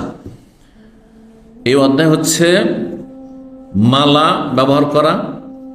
কালায়েদ কেলাদাতুল বহুবচন, মালা সেটা স্বর্ণ চাঁদের জারি হইতে পারে। ওয়া সিখাব লিন-নিসা, বিশেষ ধরনের আতর সুগন্ধি অথবা কিছু দানা, আতর সুগন্ধি মিশ্রিত কিছু দানা, যেমন তসবির দানা থাকে, ওই রকম দানা দিয়ে এক ধরনের মালা তৈরি করা হইতো সেগুলি। আর কেউ কেউ বলেছেন যে সেই যুগের আপনার কচি মেয়েদের জন্য, নাবালিকা মেয়েদের জন্য ব্যবহার করা হইতো, আর তারপরে শিশুদের জন্য, ছেলে নাবালক ছেলে সন্তানদের জন্য ব্যবহার করা হইতো কাপড়ের মালা। কাপড়ের মালা, জি, গরিবরা একসময় ব্যবহার করেছে, দেখতে ভালো লাগছে ধরনের, এমনি ধরনের মালা, তসবির মতো মালা ব্যবহার করছে। আজকাল তো আপনার কি বলছে, যেগুলো বলা হচ্ছে, হ্যাঁ, যেটা সিটি গোল্ড অথবা বিভিন্ন নাম যে জড়িয়েছে, কি নাম, আর সিটি গোল্ডের ছাড়া আজকাল কিন্তু গোল্ড অনেকে ব্যবহার করেন না সাজের জন্য, হ্যাঁ, ইমিটেশন, আর আরো কি কি বলা হচ্ছে। তো যাই হোক, তো ওই রকমই নবী সাল্লাল্লাহু আলাইহি ওয়াসাল্লামের আমলে, হ্যাঁ, বিভিন্ন দানা দিয়ে আর ওই আতর সুগন্ধি, তাতে সেন্ট আসতো, আতর সুগন্ধি মূলক জিনিসগুলো দিয়ে, যেগুলোতে আতর সুগন্ধি হয় সেগুলি দিয়ে এগুলো তৈরি করা হতো, মালাগুলি তৈরি করা হতো। 5881 নম্বর হাদিস, সাঈদ ইবনে জুবাইর রাহিমাহুল্লাহ তাবি বর্ণনা করেছেন, ইবনে আব্বাস রাদিয়াল্লাহু তাআলা আনহু থেকে বলেন, নবী সাল্লাল্লাহু আলাইহি ওয়াসাল্লাম একদিন বেরোনে ঈদের দিনে, ফাসাল্লা রাকাতান, 2 রাকাত ঈদের সালাত পড়লেন, ওয়াসাল্লাম ইউসাল্লি ক্বাবলু ওয়ালা বাদু, ঈদের আগে কোনো নফল পড়েননি আর ঈদের পরে কোনো নফল পড়েননি ঈদগাহে। কিন্তু মসজিদে হইলে তাহিয়াতুল মসজিদ পড়েন। মসজিদে ঈদ হচ্ছে যেহেতু আজকাল আরব দেশগুলিতে বা দেশেও শহরগুলিতে, তখন মসজিদে তাহিয়াতুল মসজিদ, কিন্তু ঈদগাহে কোনো তাহিয়াতুল মসজিদ নেই, আর ঈদগাহে নামাজের পরে কোনো নামাজ নেই। তবে বাড়ি এসে 2 রাকাত নামাজ পড়া নবী সাল্লাল্লাহু আলাইহি ওয়াসাল্লাম থেকে প্রমাণিত রয়েছে, বাড়ি এসে পড়তে পারেন আপনি বাসায়। সুম্মাতান্নেসা, তার মহিলাদের ওই এলাকায় আসলে ফামারহন বিস সাদাকা, তাদেরকে দান সাদকার জন্য উৎসাহিত করলেন। ফাজাআলাতিল মারাতু তাসাদ্দাকু বিখুরসিহা ওয়া সিখাবিহা, তখন মহিলারা তাদের কানের দুল, খুরস কানের দুল, এবং সিখাবিহা এবং তাদের মালাগুলি খুলে দিতে লাগলো। 18 নম্বর অধ্যায় বাবু ইস্তেআরাতিল কালায়েদ। এই অধ্যায় হচ্ছে কারো কাছ থেকে মালা ধার নিতে পারবেন কি পারবেন না। গরিব মানুষ আর বিয়ে শাদিতে যাবেন, হ্যাঁ, তো মহিলারা একে অপর থেকে কোনো গয়না, মালা, দুল এসব ধার কর্জা নিতে পারবেন কি পারবেন না? দাও, ব্যবহার করে দিয়ে দেব। আছে না নেই আমাদের দেশে? আছে। তো নবী সাল্লাল্লাহু আলাইহি ওয়াসাল্লাম সহোদরী উম্মুল মুমিনিন আয়েশা রাদিয়াল্লাহু তার বড় বোন আসমার কাছ থেকে মালা ধার নিয়ে গেছেন, আর রাস্তায় হারিয়ে গেছিল, আর তায়াম্মুমের বিধান নাযিল হয়েছিল, এই হাদিসটি আসছে। এইরকম আমরা ছোটকালে দেখেছি গ্রামাঞ্চলের যারা গরিব মানুষ আবার কৃষি কাজ করত, ওদের কাপড় চোপড় থাকতো না। বিয়ে শাদী লেগেছে, বিয়ে শাদীতে যাবে অথবা কারো বিয়ে খেতে যাবে, বিয়ে দাওয়াত খেতে যাবে, তো জামা কাপড় ধার চাইতে আসতো। তো আমরা গ্রামে বাস করলে আলহামদুলিল্লাহ, আমার আব্বা যেহেতু ওই কৃষি পেশায় ছিলেন না, ভালো একটা পেশাতে ছিলেন, যার ফলে বাড়িতে কাপড় চোপড় থাকতো। তো আমাদের জামা কাপড়গুলো অনেক বাড়ি থেকে ধার, গরিবের বাড়ি থেকে ধার চাইতে আসতো, নিয়ে গেল একদিনের জন্য, আর তারপরে নিয়ে এসে ধুয়ে টুয়ে দিয়ে দিল বা আমরা ধুয়ে দিত। অনেক সময় ব্যবহারও করতো না। এই দৃশ্যগুলো দেখেছি। একজন মানুষ যাচ্ছে বিয়ে, তো ঘাড়ে করে ওই জামাটা ধার করেছে, ও ঘাড়ি করে নিয়ে যাচ্ছে কাঁধে করে, আর নিয়ে ওই বিয়ে বাড়ির কাছাকাছি যখন গেছে তখন একটু পরে নিল, আর তারপর তখন আবার খুলে নিয়ে, যেমন বিয়ে বাড়িতে বেরোতে আবার খুলে নিল, কারণ পরে জিনিস নিয়ে গেছে, বেশিক্ষণ পরবে না সেটা। সুবহানাল্লাহ, কত অভাব ছিল, কত অভাব ছিল। আর আজকাল সেই লোকেরা, হ্যাঁ, আপনার কত দামি দামি স্মার্টফোন ব্যবহার করছেন, যারা খেতে পেত না, যাদের শরীরে বস্ত্র ছিল না, গেঞ্জি ছিল না, শার্ট আছে তো খালি গায়ে শার্ট, যা একটা গেঞ্জির ব্যবস্থা নেই। যেখানে 4 টাকা 5 টাকা 3 টাকার গেঞ্জি পাওয়া যেত, আমার মনে পড়েছে যে 4 টাকার গেঞ্জি প্রথম আমি পড়েছি, 3 টাকা 4 টাকার গেঞ্জি ভিতরে, সেই গেঞ্জিটা অনেক বেতন, একটা শার্ট শুধু, পাঞ্জাবি তো পাঞ্জাবি। আল্লাহু আকবার। তারপর আল্লাহ শুকরিয়া আদায় নেন, আল্লাহ শুকরিয়া দেন, বলুন আলহামদুলিল্লাহ। 5882 নম্বর হাদিস, হাদিস মানে পাশে মা আয়েশা রাদিয়াল্লাহু তাআলা, তিনি বলেন, হালাকাত কেলাদাতুন লি আসমা, আসমা রাদিয়াল্লাহু তাআলা আমার বড় বোনের মালা একটি হারিয়ে যায়। হালাকাত, হালাকা মানে হালাক হয়ে যাও, বাংলাতে হালাক মানে ধ্বংস হয়ে যাওয়া, হ্যাঁ না, কিন্তু আরবিতে হালাক মানে নিঃশেষ হয়ে যাওয়া। এখন মালার ক্ষেত্রে হারিয়ে যাওয়ার অর্থ, হ্যাঁ, কিন্তু কোরআনে কারীম আল্লাহ ইউসুফ আলাইহিস সালাম যে মারা গেছেন ওই ক্ষেত্রে কোরআনে হালাকা শব্দ রয়েছে। সূরা গাফির, সূরা মুমিন, হাত্তা ইযা হালাকা, ইউসুফ আলাইহিস সালাম যখন মারা গেলেন, মৃত্যুবরণ করলেন, কুলতুম লা ইয়াবাসাল্লাহু মিন বাদি রাসূলা, তখন সেই জাতিকে সম্বোধন করে আল্লাহ বলছেন, তখন তোমরা এত ভালোবাসতে ইউসুফ আলাইহিস সালামকে, যে ইউসুফ আলাইহিস সালাম এত সুন্দর মানুষ, আখলাকের দিক দিয়ে আর দেখার দিক দিয়ে এত সুন্দর, তো তারপরে আর আল্লাহ আর কোনো নবী মনে হয় পাঠাবেন না কিয়ামত পর্যন্ত। হাত্তা ইযা হালাকা, এখন বাংলা ভাষায় হালাকা মানে হালাকা করলো, কত বড়, হ্যাঁ, বেয়াদব আর কাফের ফতোয়া দিত আমার দেশে, যদি হালাকা মানে হালাকা। ইউসুফ আলাইহিস সালাম যখন হালাক হইলেন, বলা চলবে? এই জন্য আপনি যখন একজন আলেম হবেন অথবা আরবি পড়বেন বা আরবির তর্জমা করবেন, আপনাকে একটু জ্ঞানী হইতে হবে, অজ্ঞান হয়ে তর্জমা করলে হবে না। বোঝা গেছে না? জি।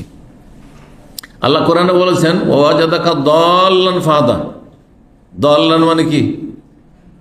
সূরা ফাতিহাতে ওয়ালা দাল্লিন মানে পথভ্রষ্ট। এখানে খ্রিস্টানদের কথা আছে, সেজন্য পথভ্রষ্ট অর্থ করবেন, কিন্তু আল্লাহ নবীকে বলছেন, হে নবী, ওয়াজাদাকা দাল্লান, তোমাকে আল্লাহ দাল পেয়েছেন, পথভ্রষ্ট চলবে অনুবাদ করা? হ্যাঁ, তাহলে গোটা দেশের যত বেদাতি সব কাফের আপনার ফতোয়া দিয়ে দিবে, আসলেই কাফের হয়ে গেছে। তাহলে আপনার আদবের খেয়াল রাখতে হবে যে আমাদের সমাজে গোমরা বা পথভ্রষ্ট শব্দটি এটি হচ্ছে, হ্যাঁ, মানে এখানে প্রযোজ্য না। তাহলে কি করতে হবে? দল্লন মানে দিশেহারা। আমি এর আগে শিখিয়েছি, দিশেহারা। দেখেন, দিশেহারাতে বেয়া দিবে না। আমি নিজেই বলছি, ভাই আমি একটা নতুন জায়গায় যাচ্ছিলাম, তারপরে এত রাস্তাঘাট, আমি দিশেহারা যাবো কোন দিন। আজকাল দাম্মাম থেকে বাইরে যেতে এত রাস্তা হয়ে গেছে, একসময় দাম্মাম মানে এত আমাদের কাছে ছোট ছিল, আজকের থেকে আপনার 25 বছর আগে বা 27 বছর আগে, যে গোটা দাম্মাম ঘুরেছি গাড়ি নিয়ে, কোনো লোকেশন না, কিচ্ছু না, প্রতিটি মহল্লার গলি পর্যন্ত চিনি পুরাতন দাম্মামের। এখন নতুন দাম্মামের এত এত রাস্তা হয়েছে যে আমরা নিজেকে দিশেহারা হয়ে যাই। এখন দিশেহারা মানে গোমরা, আর গোমরা মানে পথভ্রষ্ট। তো এখানে কি বলা যাবে যে এসব রাস্তায় গিয়ে আমি গোমরা হয়ে যাচ্ছি? গোমরা মানে তো হারিয়ে দাও, রাস্তা হারিয়ে দাও, কিন্তু এখানে চলবে না। দিশেহারা বললে ঠিক আছে, ঠিক না? এই জন্য ভাষা, হ্যাঁ, যেটাকে বলা হচ্ছে রুচি, অত্যন্ত গুরুত্বপূর্ণ। যেটাকে বলা হচ্ছে রুচিপূর্ণ কথা বলা, অথবা মানে যেটাকে বলা হচ্ছে, একটা হচ্ছে দৃষ্টিকটু, আর একটা হচ্ছে, হ্যাঁ, শোনার ক্ষেত্রে যেটা কটু, কি বলে? শোনার ক্ষেত্রে একটা সুন্দর বাংলা শ্রুতি, হ্যাঁ হ্যাঁ, শ্রুতি মধুর ভালোটাকে, আর এর বিপরীতে কোন কি? শ্রুতি কটু বলা যেতে পারে, এরকম একটা শব্দ। তো শুনতে যাতে খারাপ না লাগে আপনাকে, জি, এইরকম ভাষা আপনাকে প্রয়োগ করতে হবে। যাই হোক, তো নবী সাল্লাল্লাহু আলাইহি ওয়াসাল্লামের এই ঈদের খুতবা, আর তারপরে মহিলাদের, সাহাবিয়াদের দান সাদকার কথা আসলো। তারপরে, হ্যাঁ, তারপরে মালার কথা, মালা ধারণার কথাতে আছে আমরা। তো মায়েশা রাদিয়াল্লাহু ধার নিয়েছিলেন বোনের মালা। ফাবাসান নবী সাল্লাল্লাহু আলাইহি ওয়াসাল্লাম ফি তালাবিহা, যখন হারিয়ে গেল এইটি, মালাটি, তখন এক জায়গায় নেমেছেন মায়েশা রাদিয়াল্লাহু তাআলা না, সবাই নেমেছে, আর তারপরে হাতটা খসে পড়ে গেছে।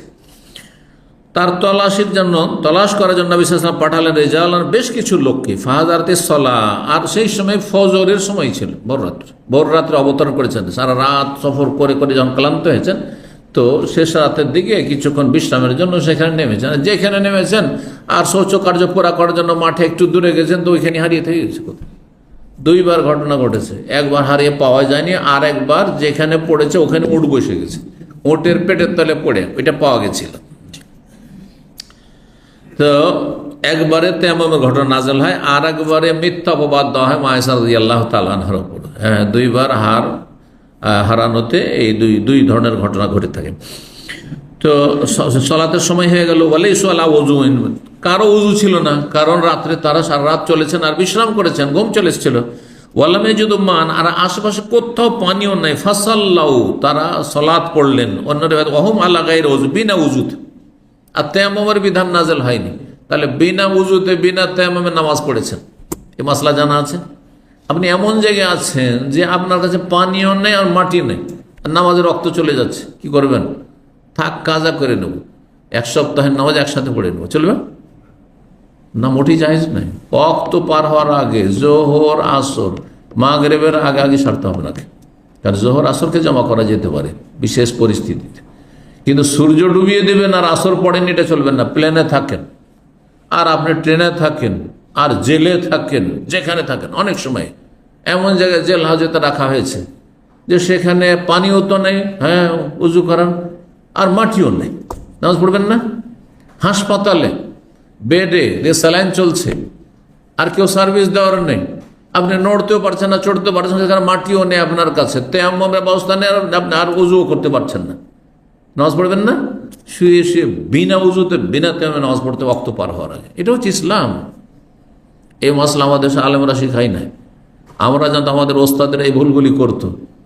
ট্রেনে সফর করছে, হ্যাঁ, একদিন, দেড় দিন, 2 দিন পরে সফর করে আসছে কলকাতা থেকে দিল্লি, আর তারপরে হ্যাঁ এসে মাদ্রাসায় এসে ছাত্ররা, আমাদের যুগে এগুলো মশলা শিখানো হইতো না। এই ভুলগুলি ছিল আমাদের সমাজে, আহলেদিস সমাজেও ছিল। 2 দিনের নামাজ একসাথে কাজা, 10 ওয়াক্ত নামাজ এখন চলছে কাজা, কিসে? ও যে ট্রেনে পড়িনি। এর অবকাশ আছে? কোনো অবকাশ নেই। ট্রেনে পানির ব্যবস্থা আছে, বলছে কি বলা মুখী হইতে পারে না, দরকার নেই, কি বলা ওয়াক্ত আগে, ওয়াক্তের মধ্যে নামাজ পড়তে হবে, বিনা কি বলাতে নামাজ পড়তে হবে, দাঁড়াইতে পারি না বসে পড়তে হবে, বসতে পারি না শুয়ে পড়তে হবে, নামাজ পড়তে হবে ওয়াক্তের ভিতরে। জিহাদের ময়দানে নবী সাল্লাল্লাহু আলাইহি ওয়াসাল্লাম সাহাবারা নামাজ পড়েছেন, হ্যাঁ, যুদ্ধ চলা অবস্থায় ওয়াক্ত পার করতে দেননি, চোখের ইশারাতে নামাজ পড়তে হবে, হ্যাঁ, ফাজকুরুল্লাহ কিয়ামান ওয়া কুউদান ওয়া আলা জুনুবিকুম, যে কোনো অবস্থাতে পড়তে বলেছেন আল্লাহ রাব্বুল আলামিন। জি, কোরআনে আয়াত রয়েছে। নামাজের গুরুত্ব আমাদের দেশের মানুষরা বুঝেনি। জি, আল্লাহ যেন বোঝার তৌফিক দান করেন। বিনা উযুতে নামাজ পড়া হয়ে গেছে, তারপরে আয়াত নাযিল ফাযাকারু যালিকা নবী সাল্লাল্লাহু আলাইহি ওয়াসাল্লামের কাছে নামাজ পড়ে নেওয়ার পর ওয়াক্ত পার হয়ে সূর্য উঠতে যাচ্ছে, নামাজটা পড়ে নিয়েছেন যে যাতে করে ওয়াক্ত পার না হয়ে যায়।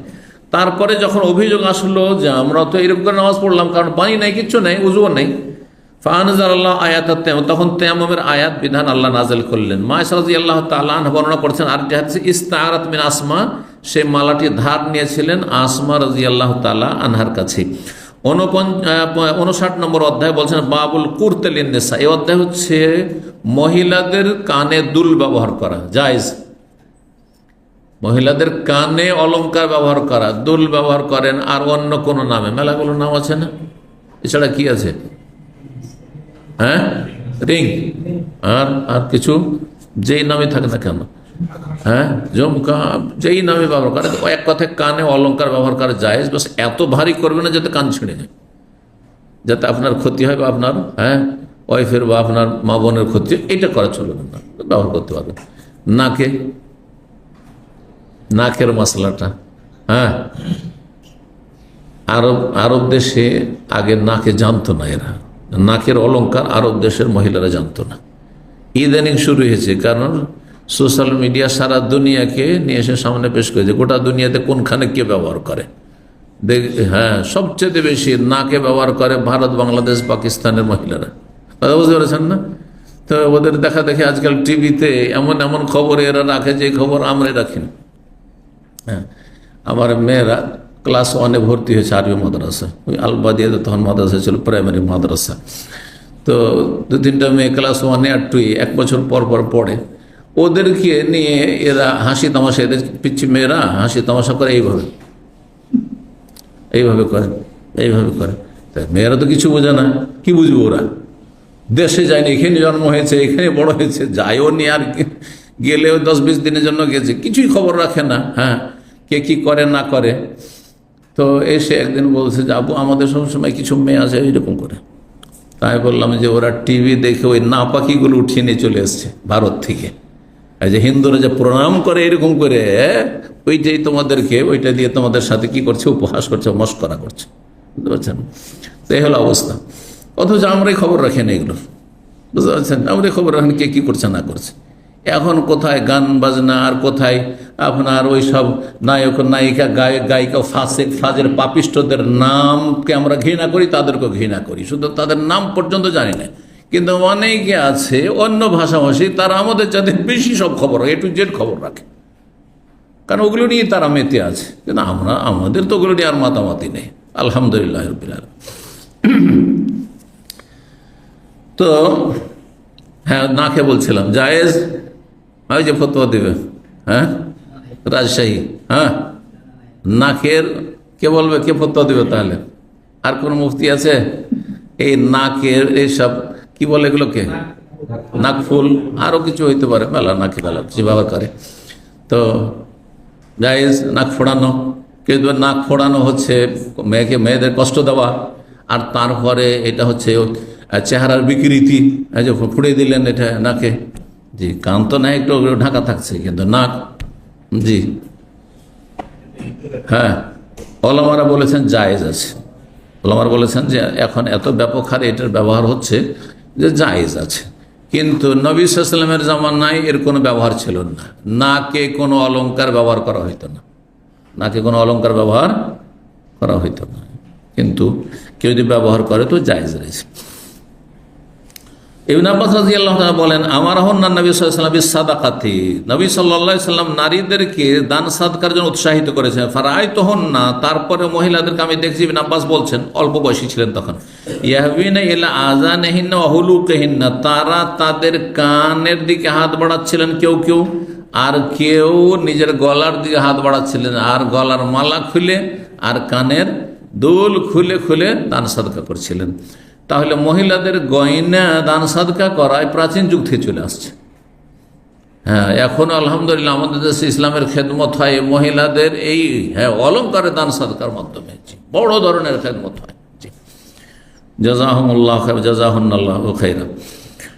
5883 নম্বর হাদিস ইবনে আব্বাস রাদিয়াল্লাহু তাআলা আনহু বলছেন, নবী সাল্লাল্লাহু আলাইহি ওয়াসাল্লাম একদিন ঈদের সালাত 2 রাকাত পড়ালেন, তার আগে নামাজ পড়লেন না, পরেও পড়লেন না কোনো নামাজ। সুম্মা আতান নিসা, মহিলাদের কাছে আসলেন, বেলাল ছিলেন সাথে, তাদেরকে দান সাদকা করতে বললেন, এবং মহিলারা তাদের কানের দুল খুলে খুলে দিতে শুরু করলো। 60 নম্বর অধ্যায় বাবু সেখাবিল সিবিয়ান, এই অধ্যায় হচ্ছে কাপড়ের তৈরি মালা, হ্যাঁ নাবালক শিশুদের জন্য, নাবালক নাবালিকাদের জন্য, ছোটদের জন্য, যে জায়েজ রয়েছে। তো 5884 নম্বর হাদিসে বলছেন আবু হুরায়রা রাদিয়াল্লাহু তাআলা আনহু যে কুনতু মা রাসূল ফি সুক মিন আসওয়াকিল মাদিনা, আবু হুরায়রা বলছেন আমি ছিলাম রাসূলুল্লাহর সাথে মদিনার কোন একটি বাজারে, সেটি ছিল কাইনুকা বংশ ইহুদিদের তাদের বাজার। এই বাজারটি ছিল স্বর্ণের বাজার, অলংকারের বাজার, কারণ এরা স্বর্ণকার ছিল পেশাগত। এই ইহুদি গোত্রটি আপনার ছিল স্বর্ণকার ছিল। তো বলছেন যে ফানসারাফা, তারপরে সেখান থেকে নবী সাল্লাল্লাহু আলাইহি ওয়াসাল্লাম ফিরে আসেন। ফানসারাফ, তো আমিও তার সাথে ফিরে আসলাম। ফাকালা, এসে বলছেন আইনা লোকা, শিশুটি কোথায়? লোকা যেমন বাংলাদেশে বলছে এই পিচ্চিটি কোথায়, হ্যাঁ এই পোলা কোথায় রে, হ্যাঁ তো লোকা মানে পোলা, লোকা মানে কি পোলা। লোকার আর একটি অর্থ হয়, নবী সাল্লাল্লাহু আলাইহি ওয়াসাল্লাম ভবিষ্যৎবাণী করেছে এমন একটা যুগ আসবে যখন লোকা বিন লোকা কি হবে, দেশের শাসক হবে। লোকা বিন লোকা, সে নিজেও লোকা আর তার বাপও লোকা। লোকা বিন লোকা শাসক হবে, মানে একজন ওস্তাদ আমাদের ছাত্র জীবনে এর অর্থ করেছিলেন বোকার বেটা বোকা। তার যখন কি করেছেন, লোকার মানে বোকা, লোকার মানে কি বোকা, মানে বোকার বেটা বোকা, ও মূর্খ আর হ্যাঁ ছেলেও মূর্খ, রাজাও মূর্খ বা রাষ্ট্রপতি প্রধানমন্ত্রীও মূর্খ, বাপও মূর্খ, মূর্খের বেটা মূর্খ নেতা। এটা কিয়ামতের লক্ষণ, কিয়ামতের লক্ষণ নবী সাল্লাল্লাহু আলাইহি ওয়াসাল্লাম ভবিষ্যৎবাণী করেছেন। জি, বাপও পাপিষ্ঠ ছিল, ছেলেও পাপিষ্ঠ। যারা বাশার আর বাশারের বাপ, হ্যাঁ হাফেজুল কালব, হাফেজুল আসাদ বলবেন না, সিংহ হাফেজুল কালব, হ্যাঁ কুকুরের হেফাজতকারী, দুটোই কাফের। দাদা বুঝতে পারছেন, দুটোই ইসলামের বড় শত্রু, দুটো আহলে সুন্নাতের শত্রু, দুটো মুসলিম জাতির শত্রু। দেশ এবং জাতিকে একবারে নাস্তিকতায় ডুবিয়ে দিয়েছে, কুফরিতে ডুবিয়ে দিয়েছে এই জালিমগুলো। আর কত লক্ষ লক্ষ নিরীহ নর নারীকে খুন করেছে এবং জেলে ঢুকিয়ে তাদের এমন অমানবিক কষ্ট দিয়েছে যা অকল্পনীয় মানুষের জন্য। লানাতুল্লাহি আলাইহিম আজমাইন, আল্লাহ লানত তাদের উপর। জি, তো এরা হচ্ছে ওই লোকা বিন লোকা, কথা বুঝতে পারছেন, নাবালকের সন্তান নাবালক আর দেশের রাষ্ট্রনায়ক হয়েছে। কিয়ামতের লক্ষণ এগুলি, জালেম শাসক। যেমন ছিল তার বাপ 14 গোষ্ঠী, তেমন এইসব শাসকগুলি। নাসাউল্লাহ সালামাত ওয়াল আফিয়া। তো লোকা মানে শিশু, এখানে আইনা লোকা, ছেলেটি কোথায় বা পোলা কোথায়? লোকা সালাসান 3 বার করে বলছেন নবী সাল্লাল্লাহু আলাইহি ওয়াসাল্লাম, ওদো আল হাসান বিন আলী, হাসান বিন আলীর নাতিকে পোলা কোথায়? বাড়িতে ঢুকছেন আর আপনার আদরের কোনো একটা ছোট বাচ্চা আছে, তো প্রথম গিয়ে উকিত তলাশ করবেন, ঠিক কিনা? আপনি নানা হন আর দাদা হন আর বাবা হন। ফাকাম আল হাসান বিন আলী আমশি, তখন হাসান বিন আলী রাদিয়াল্লাহু তাআলা হাঁটতে শিখেছেন, ছোট্ট বাচ্চা শিশু, হেঁটে আসছেন। অনকে শেখাব, সেই সময় তার গলায় ছিল কাপড়ের তৈরিকৃত মালা। জি, ছেলে সন্তান, হ্যাঁ, কোনো স্বর্ণের মালা ছিল না। ফাকাল নবী সাল্লাল্লাহু আলাইহি ওয়াসাল্লাম, আর তাতে কিছু দানা ছিল, সুতা বা কাপড়, আর তাতে টেনা, আর তাতে পেঁচানো আছে, আর তাতে কি আছে আপনার ওই তসবির দানার মতো, হ্যাঁ, এই দানাগুলি আছে। নবী সাল্লাল্লাহু আলাইহি ওয়াসাল্লাম বললেন, বেয়াদি হা কাজা, এই হাত দিয়ে, মানে হাত দিয়ে এগিয়ে ধরতে গেলেন। যখন কোনো বাচ্চাকে ধরতে যাবেন আর বাচ্চা এখন হাঁটতে শিখেছে, বাচ্চা কি করে? ও কিন্তু হাত বাড়ায় আপনার দিকে, হাত বাড়ায়, ঠিক ওইটাই ওই দৃশ্য। নবী সাল্লাল্লাহু আলাইহি ওয়াসাল্লাম যখন হাত বাড়িয়েছেন তার দিকে, ফাকাল আল হাসান ও বেয়াদি হা কাজা, হাসানও এরকম করছে, হ্যাঁ, কোলে আসার জন্য। ফালতাজামাহু, নবী সাল্লাল্লাহু আলাইহি ওয়াসাল্লাম তাকে জড়িয়ে ধরলেন কোলে আর বললেন, আল্লাহুম্মা ইন্নী উহিব্বুহু, আল্লাহ এই হাসানকে, আমার নাতিকে আমি ভালোবাসি। ফা আহিব্বাহু, আল্লাহ তুমিও ভালোবাসো তাকে। ওয়া আহিব্বা মান ইউহিব্বু, আর যে হাসানকে ভালোবাসে তাকেও তুমি ভালোবাসো। রাদিয়াল্লাহু তাআলা আনহু। সুতরাং আমরা আল্লাহকে ভালোবাসি, তার রাসূলকে ভালোবাসি, এবং নবী সাল্লাল্লাহু আলাইহি ওয়াসাল্লামের আলে বায়ত, বংশ এবং আত্মীয় স্বজন যারা মুমিন মুসলিম তাদেরকে ভালোবাসি, সাহাবায়ে কেরামকে ভালোবাসি, আল্লাহর নেক বান্দাদেরকে ভালোবাসি, হাসানকে ভালোবাসি, আলীকে ভালোবাসি। জি, কিন্তু কাফেরকে ভালোবাসা চলবে? নবী সাল্লাল্লাহু আলাইহি ওয়াসাল্লামের চাচা আলীর বাবা আবু তালেবকে ভালোবাসা চলবে? জায়েজ নাই। এটা হচ্ছে ইমানি ভ্রাতৃত্ব, এটা হচ্ছে ইসলামী ভ্রাতৃত্ব। কেউ যদি নবী সাল্লাল্লাহু আলাইহি ওয়াসাল্লামের প্রিয়জনকে ভালোবাসে, আল্লাহ তাকে ভালোবাসবে। আহিব্বা মান আহিব্বা, নবী সাল্লাল্লাহু আলাইহি ওয়াসাল্লাম, আল্লাহ যে ভালোবাসবে হাসানকে, তাকেও তুমি ভালোবাসো। তো হাসান রাদিয়াল্লাহু তাআলা যারা বিষ খাইয়ে শহীদ করেছে, তাদেরকে আল্লাহ ভালোবাসেন না সব জালেমকে, ইরাকিদেরকে, ওই জালেমগুলোকে, আর ওদের যারা সমর্থক ছিল। সুতরাং তাদের উপর আল্লাহর গজব রয়েছে, ক্রোধ রয়েছে। আবু রাদিয়াল্লাহু তাআলা বলেন, ফামা কানা আহাদুন আহাব্বা ইলাইহি মিনাল হাসান আলী, হাসান বিন আলী রাদিয়াল্লাহু তাআলা চাইতে বেশি ভালোবাসার পাত্র আমার কাছে আর কেউ ছিল না। বাদা মা কালা রাসূলুল্লাহ সাল্লাল্লাহু আলাইহি ওয়াসাল্লাম, মা কা রাসূলুল্লাহ সাল্লাল্লাহু আলাইহি ওয়াসাল্লামের এই হাদিসটি বলার পরে, যখন শুনতে পেলাম যে নবী সাল্লাল্লাহু আলাইহি ওয়াসাল্লাম দোয়া দিয়েছেন, আল্লাহ আমি একে ভালোবাসি, তুমিও ভালোবাসো, এবং যে হাসানকে ভালোবাসবে তাকে তুমি ভালোবাসো, সেই দিন থেকে সবচেয়ে বেশি ভালোবাসি কাকে? আমি এই হাসানকে। কেন? আমি রাসূলুল্লাহর ভালোবাসা পাবো আর আল্লাহরও ভালোবাসা পাবো। 61 নম্বর অধ্যায় হচ্ছে বাবুল মুতাশাব্বিহিনা বিন নিসা ওয়াল মুতাশাব্বিহাত বির রিজাল। এই অধ্যায় হচ্ছে এমন পুরুষদের সম্পর্কে যারা নারীদের বেশ গ্রহণ করে, আর ওয়াল মুতাশাব্বিহাত বির রিজাল, আর এমন নারীদের সম্পর্কে যেসব নারীরা পুরুষদের বেশ ধারণ করে, জি, বেশভূষা গ্রহণ করে। 5085 নম্বর। এরা কেমন? এদের উপর আল্লাহর কি রয়েছে? লানত রয়েছে, রাসূলের অভিশাপ রয়েছে, বদদোয়া রয়েছে, এবং আল্লাহর রহমত থেকে বঞ্চিত করেছেন নবী সাল্লাল্লাহু আলাইহি ওয়াসাল্লাম। এই জন্য যেসব পুরুষরা একটু মেয়েলি ভাব ধরে, তাদের উপর লানত রয়েছে, তারা গুনাহগার।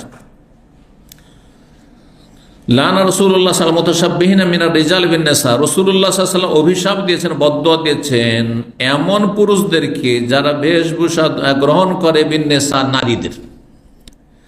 এইরকমই ওয়াল মুতাশাব্বিহাত মিনান নিসা বির রিজাল, আর ওইসব নারীদেরকে লানত করেছেন, অভিশাপ দিয়েছেন রাসূলুল্লাহ সাল্লাল্লাহু আলাইহি ওয়াসাল্লাম যেসব নারীরা পুরুষদের বেশভূষা গ্রহণ করে। এখানে আজকের আলোচনা শেষ করছি। জাযাকুমুল্লাহ খাইরান। সুবহান রাব্বিকা রাব্বিল ইজ্জাতি আম্মা ইয়াসিফুন ওয়া সালামুন আলাল মুরসালিন ওয়াল হামদুলিল্লাহি রাব্বিল আলামিন।